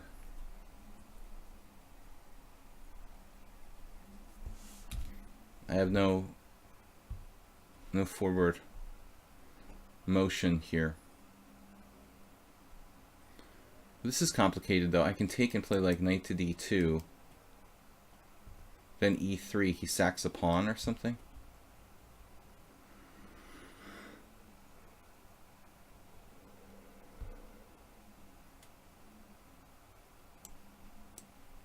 Man, it's like perfect play by black.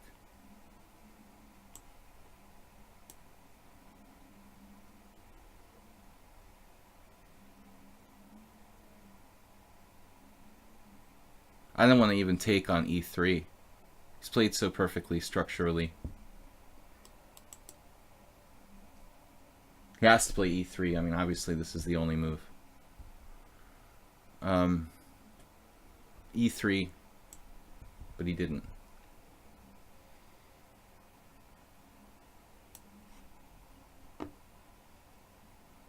There's no reason he has to sacrifice that pawn. He just plays e3. Black is better. Now I can defend.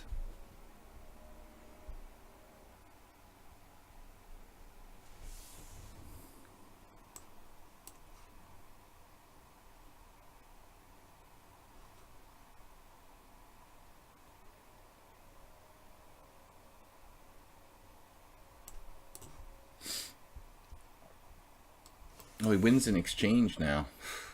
Totally missed that. I do have good compensation for the exchange, though, I guess.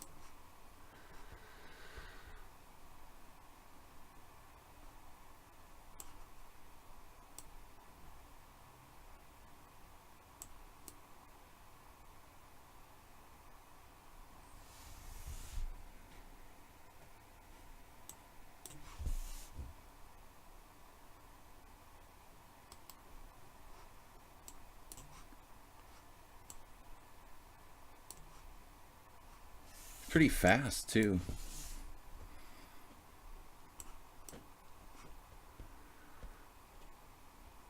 I mean, this was a fantastic positional game by Black, and he was better until he didn't play e3.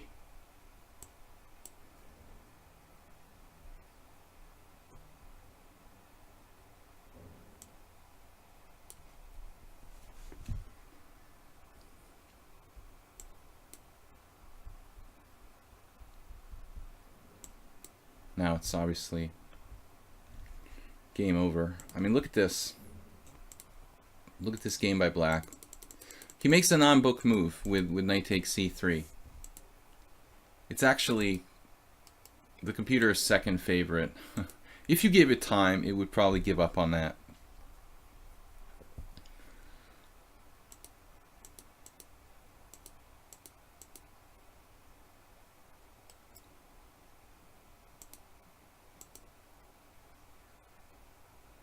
Here I need to play as aggressively as I can.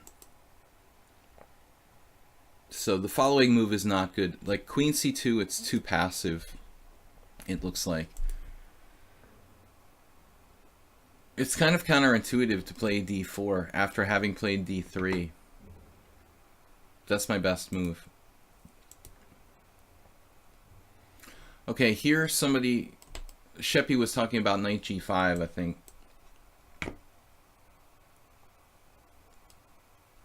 It's not clear that it does anything. He can defend. I thought queen e7 or queen e8. Yeah, queen e8. So it's not certain that I have a follow-up to that. Bishop a3 was sort of maybe stupid. I don't know. e4 is interesting. Wow, e4. That's a wild idea, straight out of the 11-fish dragon. e4, f takes e4, knight g5 now. Wow. With new ideas against h7. That's interesting. So he's actually better here. Yeah, he misses e4. I mean, this move is basically winning a pawn, I think. D takes e4, f takes e4, rook d1. I was going to play. But now queen f6. I'm just losing a pawn here. Knight d4. Knight takes d4. That actually loses by force. I don't know what I'm going to do. I have to do this immediately. Take, knight d4. Just drop a pawn. Knight takes d4, c takes d4. Bishop takes e2. Rook e1 or rook c1. Black's just up a pawn. So I have to play more incisively there. I can't play passively.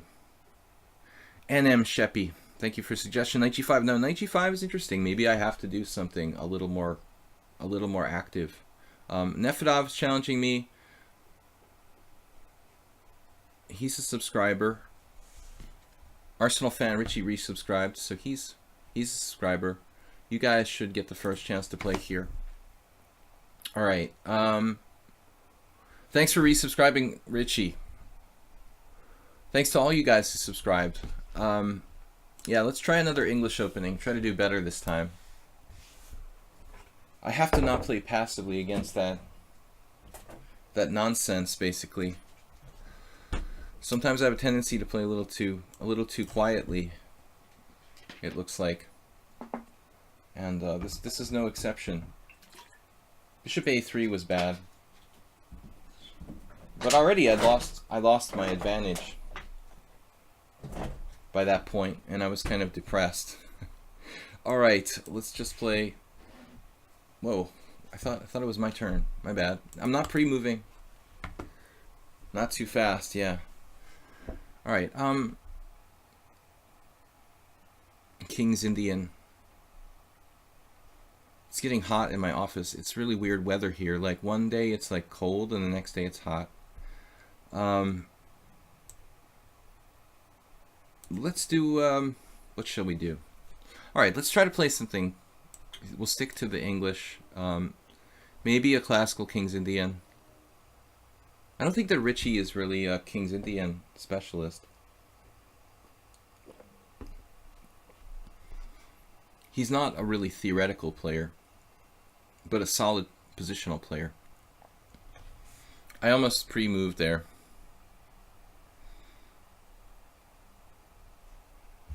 Highlighter Bing says, what? I have a 12-year-old chess student with 1,000 rating.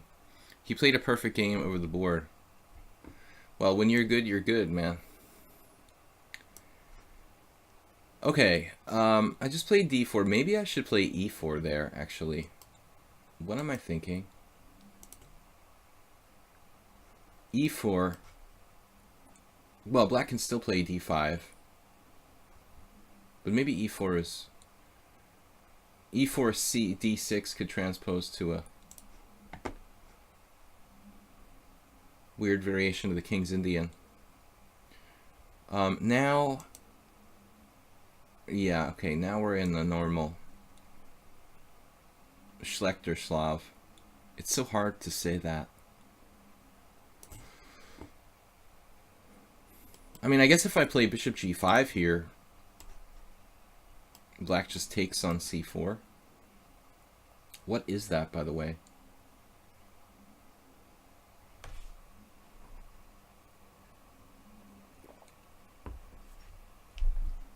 Gutmann variation of the King's Indian, where you do like c6 and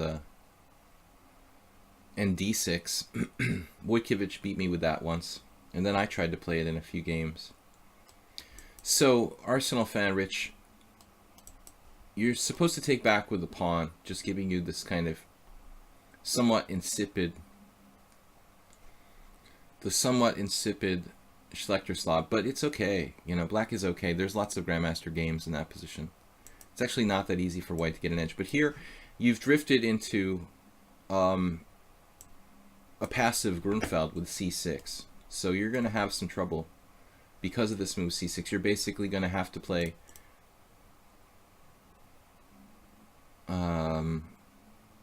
either a tempo down or just a kind of passive setup. Now, having said all that, should I just pretend like it's a normal position here with rook b1? I'm mostly accustomed to playing rook b1, but I mean c6 makes me wonder what I'm supposed to do. Alright, anyway, it can't be a bad move to play rook b1. I'm certainly not sure like what the exact best move is against c6 per se. Maybe I should just not play the rook at all. I mean, he's not threatening he's not playing c5, so the diagonal isn't really, you know, getting that much pressure on it. On the other hand, the rook b1 ties him down to b7, so it kind of makes sense. I normally, for years, played the modern exchange variation with rook to b1 with pretty good results, but it's so theoretical, it's hard to keep up on 30 moves of theory and a lot of variations. Yeah, it's sort of down a tempo. He's making it up on the fly here. But I have to seriously consider, you know, sacrificing material, I guess. Queen b3.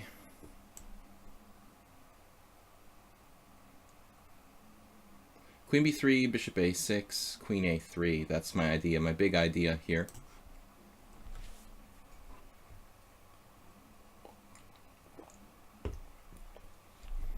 Looks a little weird though.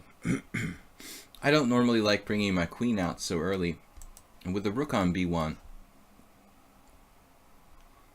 I mean, there's probably a million ways for white to play this position. Just bishop e2, sacrificing my pawn on c3. Bishop d2, sacrificing my pawn on a2. Those two come to mind. Maybe not a million, I'm exaggerating. Rook b3, a provocative move. So now, well, I could try like bishop a3, but I like developing my pieces. I'm going to have problems with this pawn, however, in some positions. This is a little weird. It's a little weird the way I set up my queen and rook here.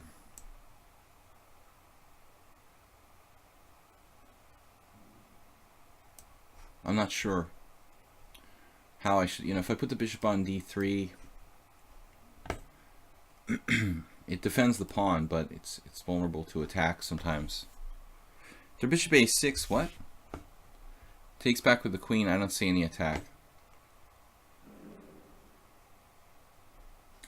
Not sure what position we're talking about. Knight d7 looks like a good move. What about queen a3 for me? We'll just try to play a slightly better ending. Probably nothing for white though, objectively.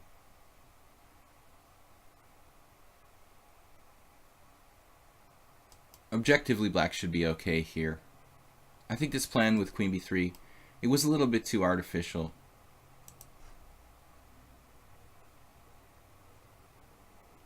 Okay, I don't know, maybe I still have something.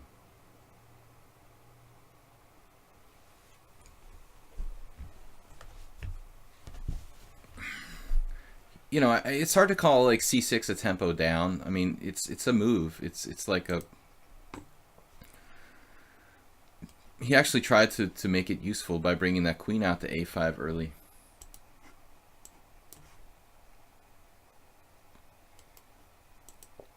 I wasn't sure if he could play knight f6 here. I guess my idea is knight f6, bishop takes e7, rook e8. Bishop takes f6, bishop takes f6. The two bishops gives him some compensation. I don't know how much though.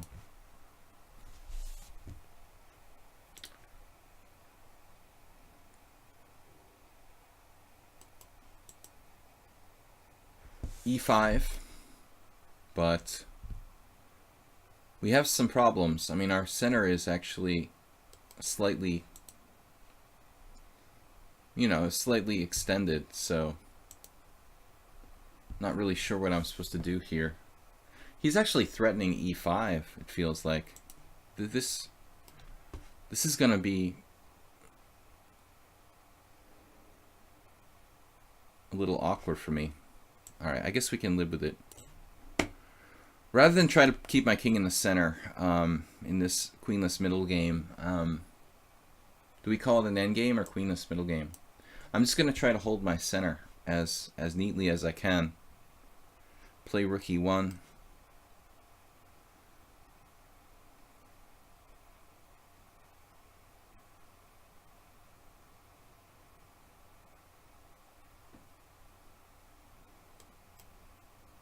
This is a very dramatic move. I'm not sure if he's justified in this.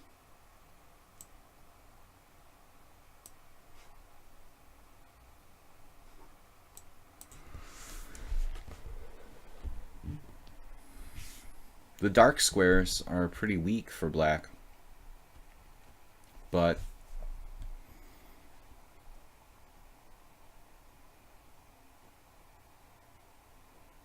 it's not so easy for me.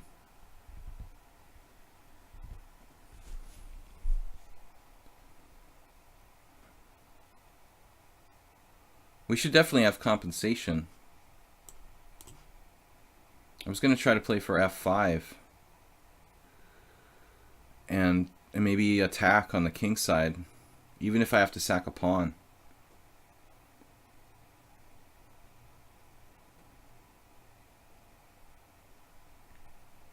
The other thing about f5, I'm not able to play f5 yet, but I will try to play f5. It will like inhibit his development, make his bishop unable to come into the game, and therefore his rook unable to come into the game. If I can play f5.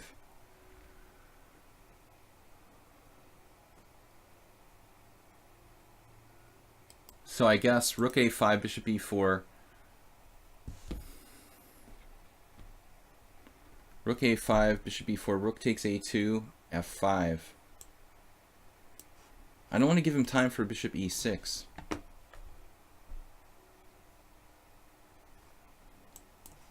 No, now this is the point.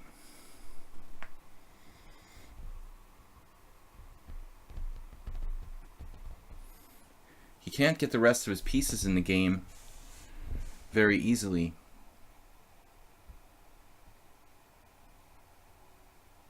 His rook is also, you know, potentially trappable. All right, now we have to think.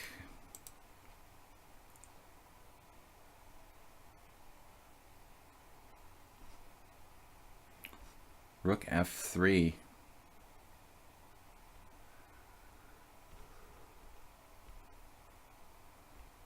Possible exchange sacrifices there.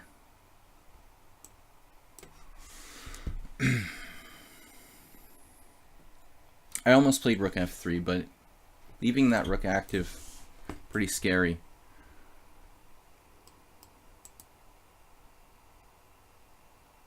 So he has some chances, but so do I.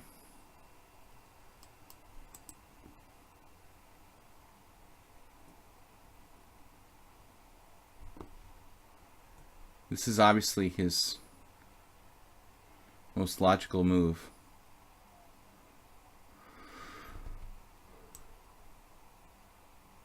Why would I go to c5?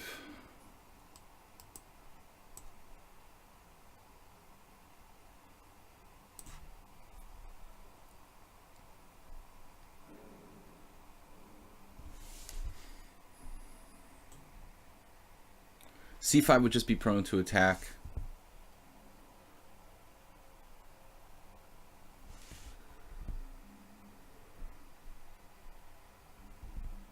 When he does have a4 to the pawn running down, I can play rook a1.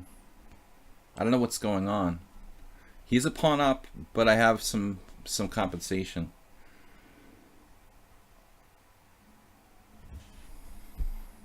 Now, what's his idea? I'm not sure what he's doing, like b5?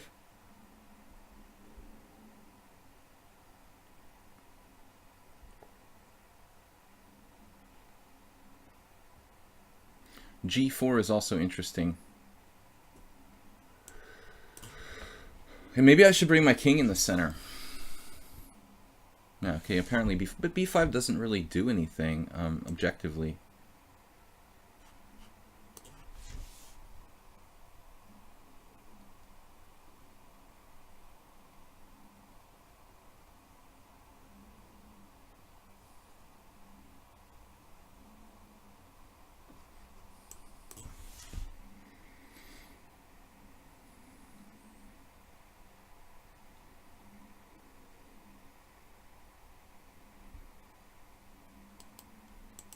I have a pass pawn too, actually.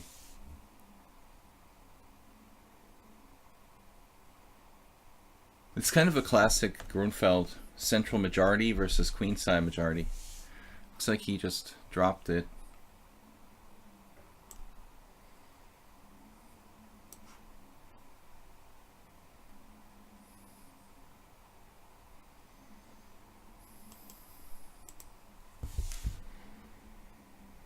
Still not over. Okay, this move is not so clear. We'll blockade on a2.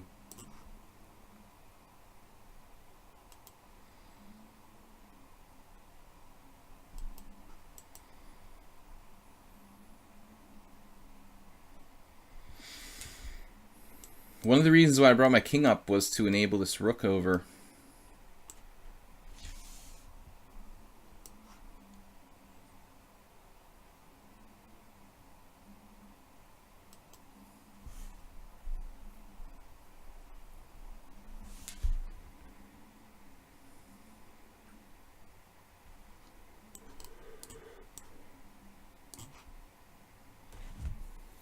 The two bishops. He's got to move his h-pawn now. I mean, if nothing else, like e6. He has a move there.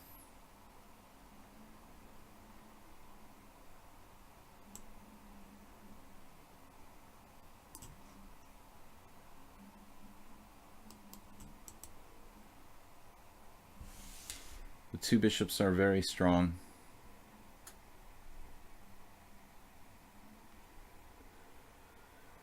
It's made in two. Kind of a typical Grunfeld, where, you know, in some moment he's better, but it's very complicated. The queenside majority against the central majority. In his book, like Chess Strategy, I think that John Watson directly talks about this kind of position.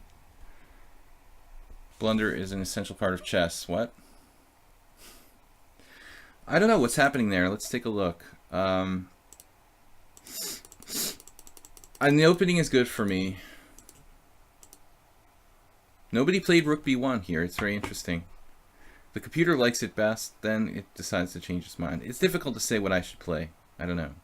So rook b1, queen a5. This was interesting and provocative. The computer likes my move, queen b3. Wow. Okay, castles. And now it doesn't like my next move. No, it's okay. Knight d7, castles, queen a3. Okay, queen a3 was kind of a concession. And black is close to equal here. This was a crazy, aggressive attempt by black, you know, to sacrifice his dark squared bishop, but it's interesting.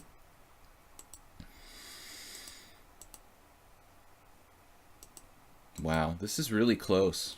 I mean, it's difficult to assess this position.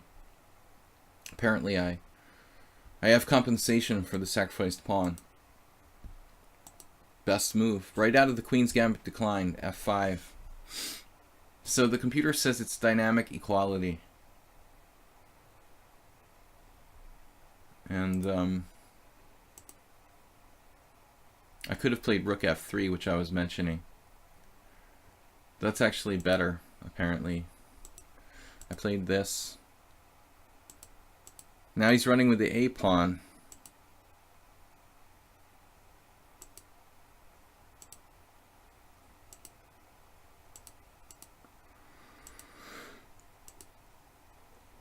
So if he doesn't drop this pawn, he has good chances.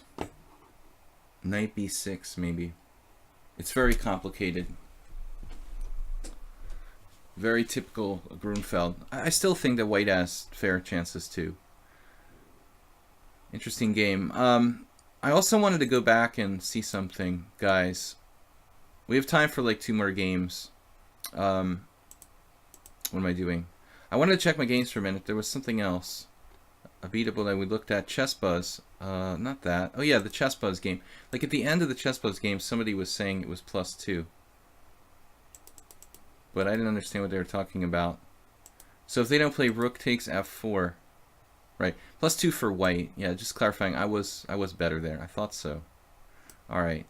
Yeah, it's +2 for white. White has a massive edge. But if f5, this is interesting. Knight c5.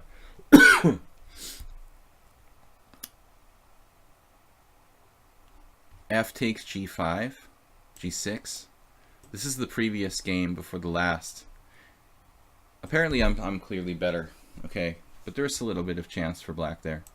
So I'm gonna play Nefedov, and maybe we'll have time for like one more game. Subscribers first. The king, yeah, it was a good game, Richie. I mean, it was risky what you did. It's very, very risky to give up the dark square bishop, but it's a way to try to win in a position where otherwise you would have been like just kind of defending a slightly worse position. Or, you know, maybe not slightly worse, but slightly passive. Okay, Nefedov. These guys are subscribers, so I'm letting them get their games in for sure. We've got to finish at around 12:30 today. If it's a few minutes over, I don't mind. So Nefedov, he's used to me playing the dragon types of setups. He had a game that he shared with us 2 weeks ago. My subscriber streams, which are on Thursdays, guys, at 7 p.m. I'm doing Monday, Wednesday, Friday at 10 a.m. European time, and Tuesdays, Thursdays, and Sundays, usually around 7-ish. Okay, this is an interesting move. We haven't played against this on the stream. It used to be my favorite variation. I've had some really fascinating games in this line over the years. Nothing recent. I had a great game with Ganguly once, which was just epic. So bishop a4, though, I think this move is more rare.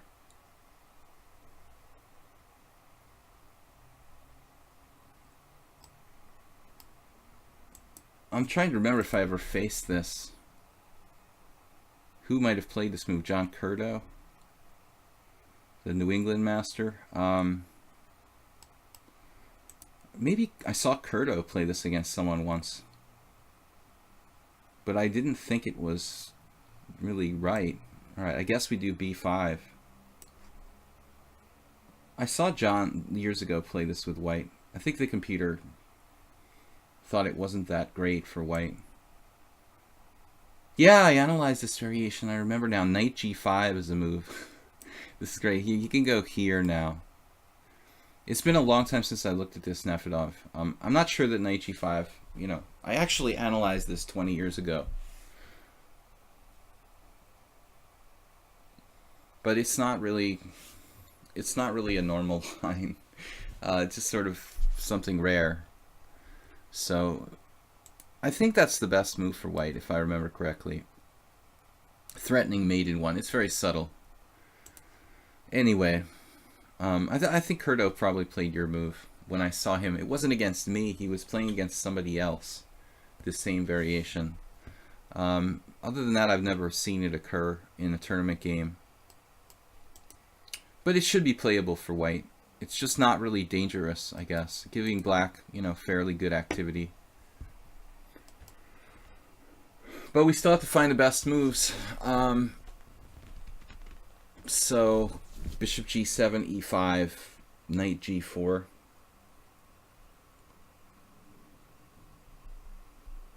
That looks okay for black. When in doubt, make natural moves. No sort of tricks here.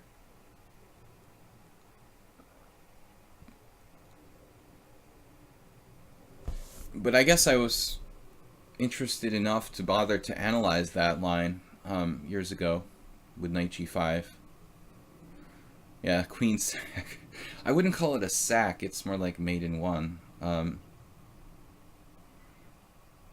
It's a pseudo sacrifice.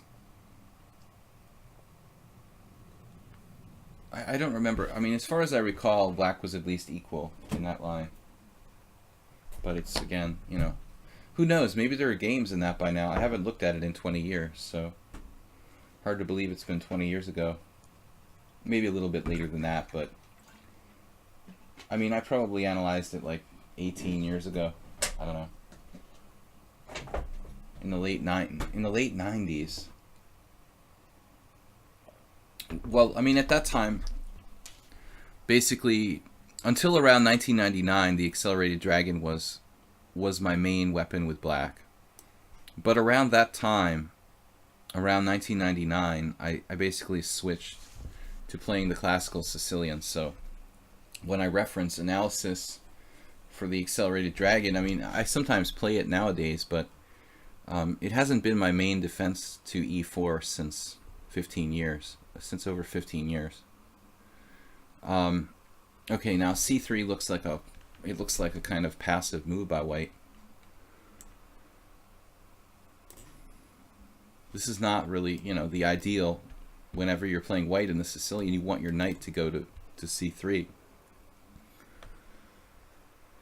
It just looks like a c3 Sicilian kind of semi-passive c3 Sicilian. This bishop can be hunted down in some lines by knight a5, maybe. I mean, he'll also preserve it with bishop c2, I guess. All right. I'm actually threatening knight a5, though, after bishop e7. It will be a double attack on the bishop on b3 and the e4 pawn. Well, I like bishop g5. It's developing a piece. You can't argue with that. Knight a5, e5.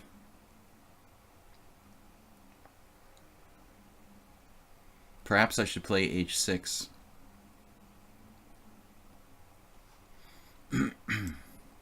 I don't like weakening my king side in general, but maybe this is justified here. On the other hand, maybe it's not. But h6 probably isn't that bad, though he does have this trick.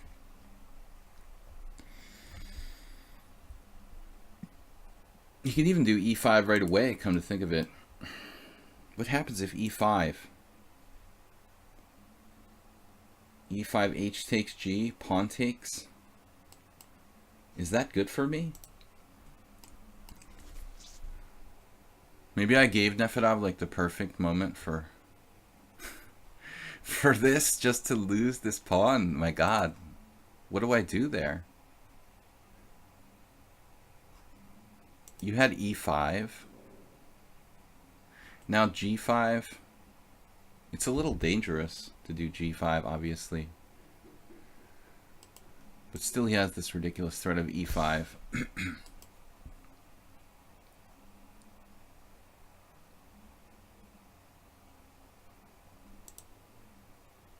I mean, even d6 doesn't stop it. Like, if I do d6, he can play e5.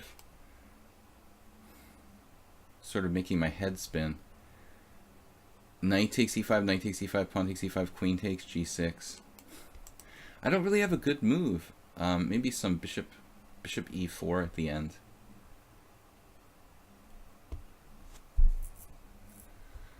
So, and I'm just realizing how careful I have to be here. Like g5, e5, knight h5, bishop c2. I could just get mated. Knight a5 now is complicated. Knight a5, e5, and then I have to play like bishop e4 or knight e4. Again, I'm getting kind of dizzy trying to calculate what the heck is going on there. And after knight e4, bishop d5.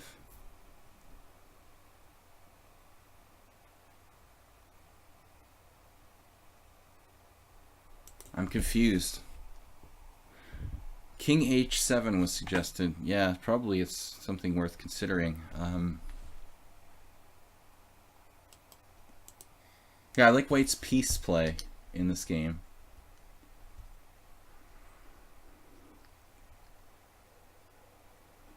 Maybe h6 was a fatal mistake. Semi-fatal. Could even play knight g4. That's kind of a weird move. Or knight h5. Even weirder. Knight h5.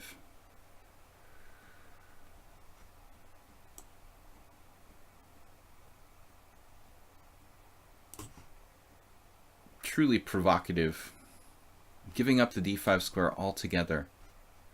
That can't really be good. Sometimes when you get a bad position, you start to make moves that are like a mirage. You know, you start convincing yourself that moves you wouldn't normally play are good. Nefedov. Guys, we'll have time for one last game after this.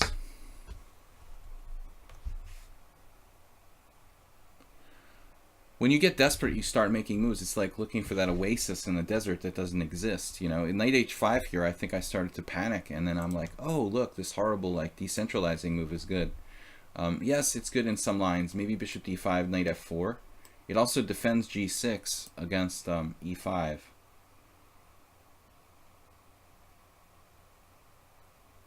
But I guess e5, knight f4, queen e4, for example. Pretty weird.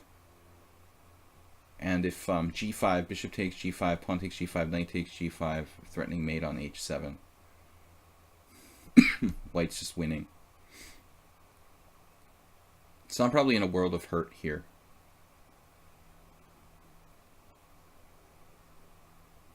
King h7 is worth considering.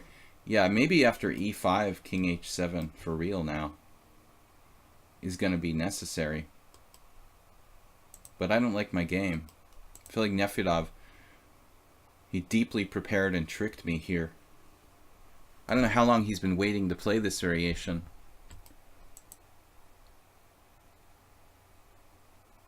He's expecting me to play some kind of dragon. World Loser, what's up? Thanks for joining me.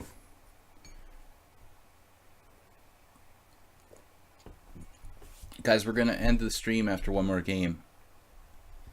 It's hot as like it feels like it's like 40 degrees in my office right now. It's the 2nd of October. I have like summer allergies and it's 40 degrees. There's no climate change. No, I mean October can be a really nice month in Budapest. Actually, probably my favorite month in the city. If you guys ever get to visit Hungary, where I come from, or where I lived in the United States in Boston, it gets really cold come October. Pretty cold. Or at least it can be getting cold in October. But in Hungary, October is it's like almost, you know, like this Indian summer, we'd call it. Really, really can be very nice weather in Budapest in October. Queen takes g6. Yeah, there's all these nasty tactics here for Nefedov, but he's using all his time. The other knight, your other brother. Yeah, I mean, I'm talking about both knights to the side of the board. It's really sick. I just hate both because both decentralize. But he's pinning me all over the place. Like every diagonal, I'm pinned. So I can't, you know, go e6 without like losing my queen or weakening a lot of squares. He was threatening e5. You know, this move, it doesn't totally prevent e5, but it discourages it, I guess. Originally I had planned e5, knight f4. Maybe it's not so bad, like e5, knight f4, queen e4, knight e6. That's probably my best bet. You know, now again he's going to play sometimes queen takes g6.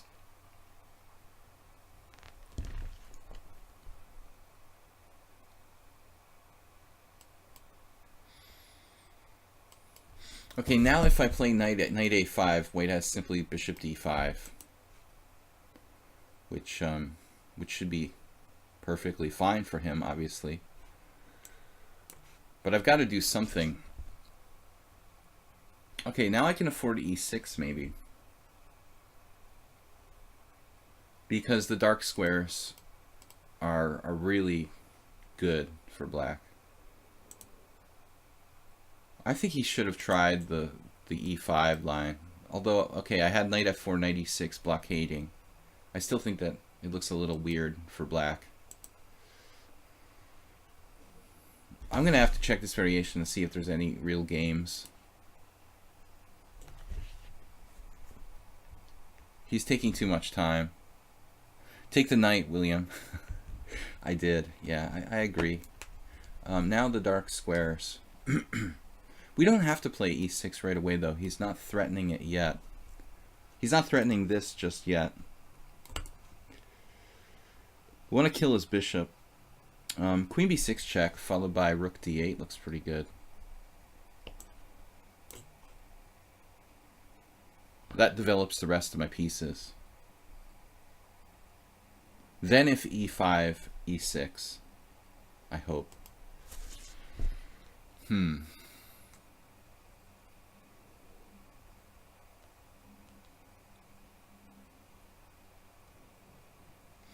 Maybe I have to do it right away.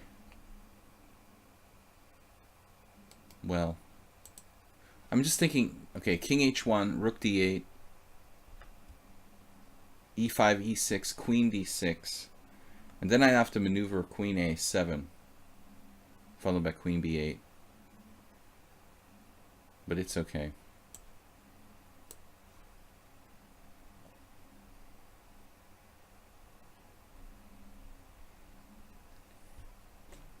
If this move, I play e6. And I was looking at e5, e6, queen d6. It's pretty artificial, though. I can just play like rook e8 even, and bishop f8 probably. Just that my queen is in an awkward position. If he plays queen d6, I guess I can go here. It's like he read my mind. No, it's not good for white now. Looks like white's in trouble here. His center's too overextended.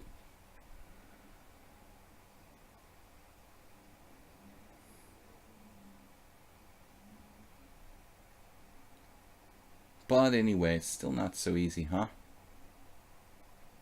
Queen c7. Did I have a tactic? I don't see it. I had queen here. Queen f2. I might get my queen trapped or something. I mean, it just doesn't seem like a good idea. Okay, guys, last game after this. Nefedov had a good opening, I'm certain. But he didn't play as decisively as he could have. We're going to check out one more game here. Any subscribers? Okay, no subscribers. I guess we'll play Save a Dog. He's the next one in line. I'm sorry I can't play more, guys. Nefedov, I think your opening was good. We're going to have to do some research on that variation. I wasn't happy with the way that worked out. Little Pingwing, welcome. You said you want to enroll in the Tata Steel Chess Tournament, but it's way too expensive to go alone. And no one wants to go with me. No way. That's so sad. I was thinking about playing that tournament last year. Isn't that the one where it's like... Is that the one where there's like round robin tournaments in every group? Little Pingwing?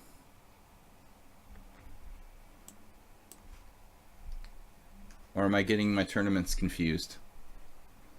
Save a Dog is actually playing the real Grunfeld.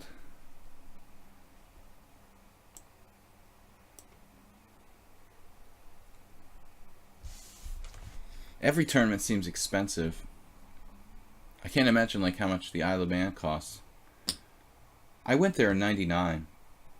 Okay, it's probably not as bad as like going to Gibraltar, which is notoriously expensive. But if you look at the list of players from Isle of Man, I was thinking about this. I mean, except for like a large group of Indian players, most of whom are kind of elite, actually, everyone seemed pretty well-to-do on that list. Like there were no like middle-income players in the Isle of Man chess.com Open. Basically, you had to be wealthy to play in that tournament. I had this very strange sensation at one point, you know, this is like an elitist tournament. Okay, bishop e2. It's a luxury. I mean, playing chess tournaments has become like a luxury. Bishop e2. Okay, this is like mainline modern exchange variation. Grunfeld was a person.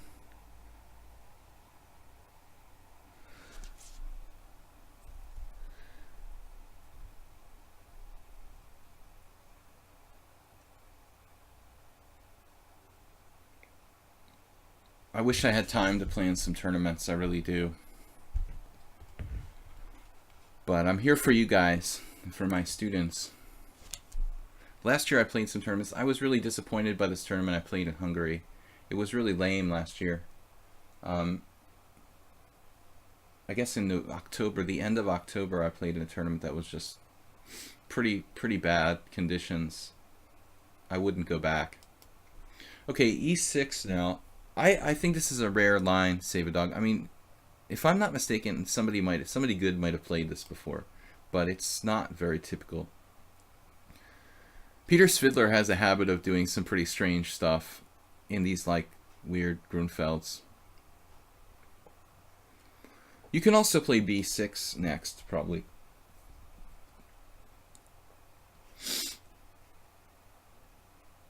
You're not going to find too many games with e6. in this position, though.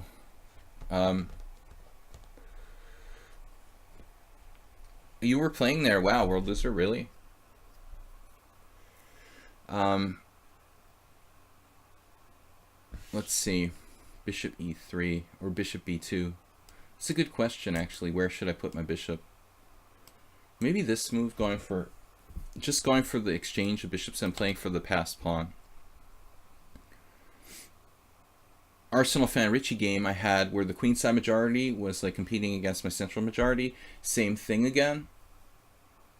It's basically the same thing. I mean, black has the potential for the passed pawn on the queenside in the end game. Now he played knight e7. I mean, this just looks passive for black. But I guess it physically stops d5 for now. I could certainly play bishop c4. Alright, let's just go for it. Feels like I'm losing a tempo, but if b6, d5, I have like rook b2, rook d2 behind the passed pawn. I want to pile up like my entire army behind this passed pawn. Maybe it's still not enough to win, though.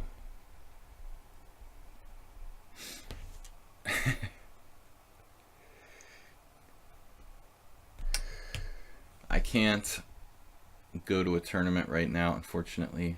I would love to. I was really tempted to play in the Czech Republic. There's a tournament in Brno in November. I just don't see how I can justify it, though. Leaving all my chess work behind. Queen a5, taking a page out of Arsenal fan Richie's book. This allows for rook d8, and maybe I need to build up a little bit more before I make some kind of d5 advance. Then again, maybe I can play it right away. Why not? Okay, this bothers me a little bit. And in one moment, black will play like bishop g4. Let's see, d5, pawn takes pawn, pawn takes pawn. Rook d8, bishop takes g7, king takes g7. I could simply play. Alright, let's try it. It feels a little too direct, like. But this was my plan.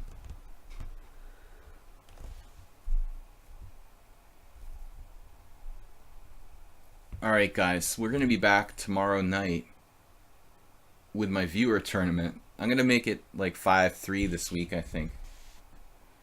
We did a last week we did a kind of longer time control. So tomorrow night I'm going to do 5+3.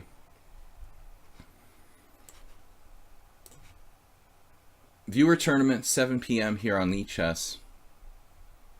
It's fun. It's good practice. Come by and have some games. Now, right. I just wonder, should I play queen d4 check?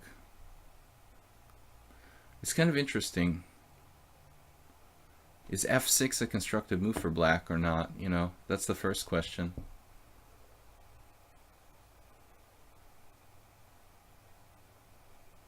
He'll also be able to hit my queen with knight f5 at some point. Maybe we'll just hold off on that. Keep him guessing. So we have the central passed pawn against the queenside majority. Our king is safer than black's king. I like to tell people, basically, my thinking nowadays is that the most important skill you can have in chess is your ability to evaluate positions. If you can look at a game and tell me like who's better and why, you should be a strong player. So what we need to do is every single position that we play, kind of ground ourselves and just say to ourselves, okay, why am I better here? What are my strengths and weaknesses in this position? I have a safer king. Black has a weak open king. I have a strong passed pawn in the center. I have slightly more development than black. What are black's pluses? The queenside majority and maybe a blockade against my d pawn.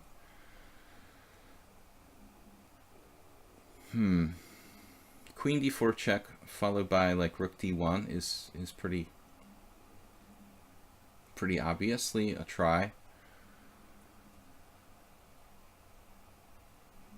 I mean, I also have this move too, just like defending my pawn physically.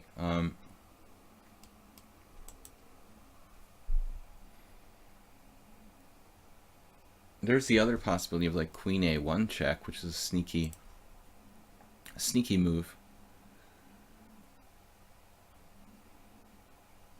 Although rook b5, queen c7 is kind of awkward for white.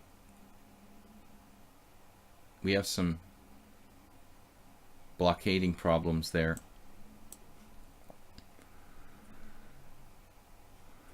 He's got very good control of the dark squares in front of my pawn.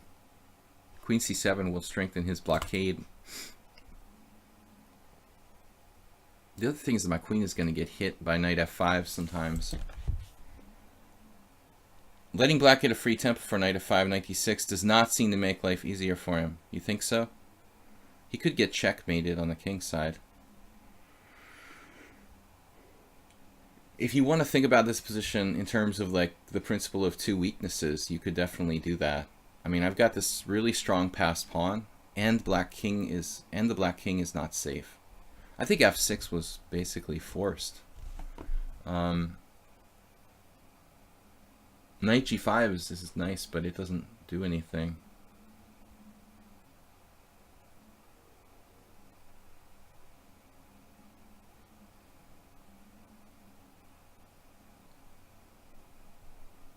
I mean, rook e1 makes some sense. He can't take on d5. I hope. I don't like that the rook e1 is attacked by his queen, though. He has a pretty good blockade here, seriously.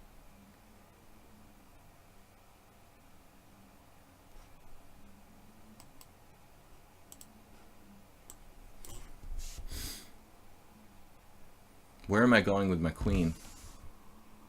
Queen f4? Just, we need to calculate. I mean, queen f4 is active. It leaves the c7 control.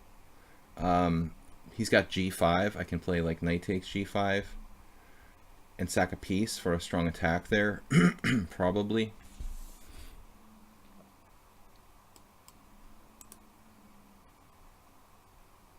Yeah, that looks like a really strong attack, actually. So I can put the queen on f4, try to get his knight off of f5 with g4, ultimately.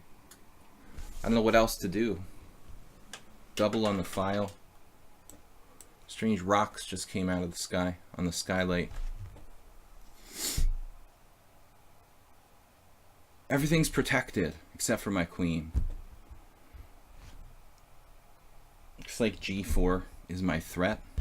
It's also threatening g4, g5, which would kind of chew on the dark squares. A little bit strange adjective. Chewing on the dark squares like a dog chewing on a shoe. The g4, g5 will break in. Speaking of strange dogs, save a dog. You put that in my mind. I had a dog that used to like take my shoes so I couldn't leave the house. You need to play some tournaments. That's true, Arsenal fan. What happened? b6. b6 is luxuriously slow.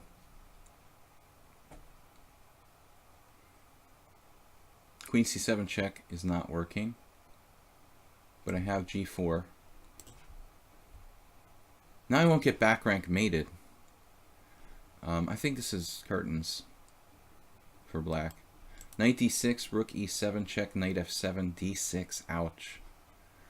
That is really painful. Bishop on c4, relevant. Very relevant after d6. There's like no moves. Man, I mean, I've got g5.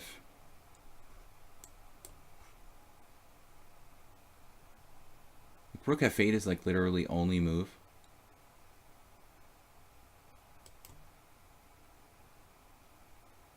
Then g5, queen f5. He can actually survive. And I'm not trying to rhyme this silly words. Yeah, Save Dog just freaked out. I mean, you gotta play rook f8 here. I mean, I guess I'm just winning with like d7 though, objectively. It's hard to believe there's any kind of real defense in this position. Play g5.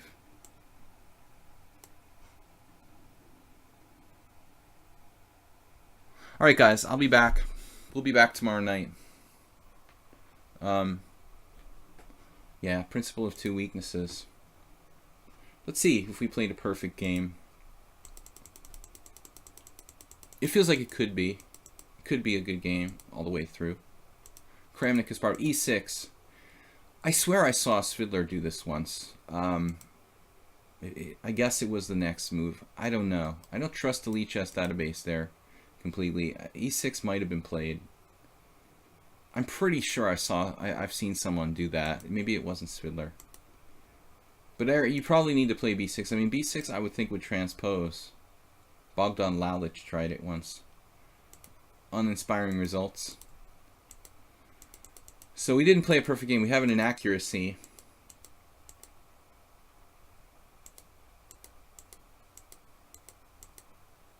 So b6 is just a blunder. Apparently you have to play queen c5, trying to blockade the dark squares. Yeah, now it's over.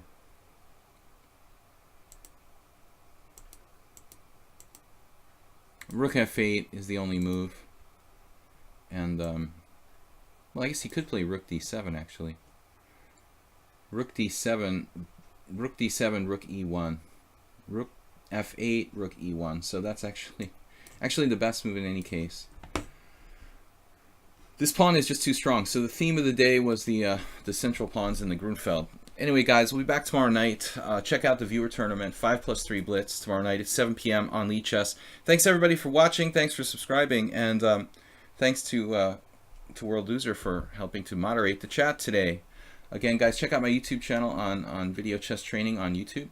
And check out our streams here Monday, Wednesday, and Friday mornings, and Tuesday, Thursday, and Sunday in the evening, 7 p.m. ish.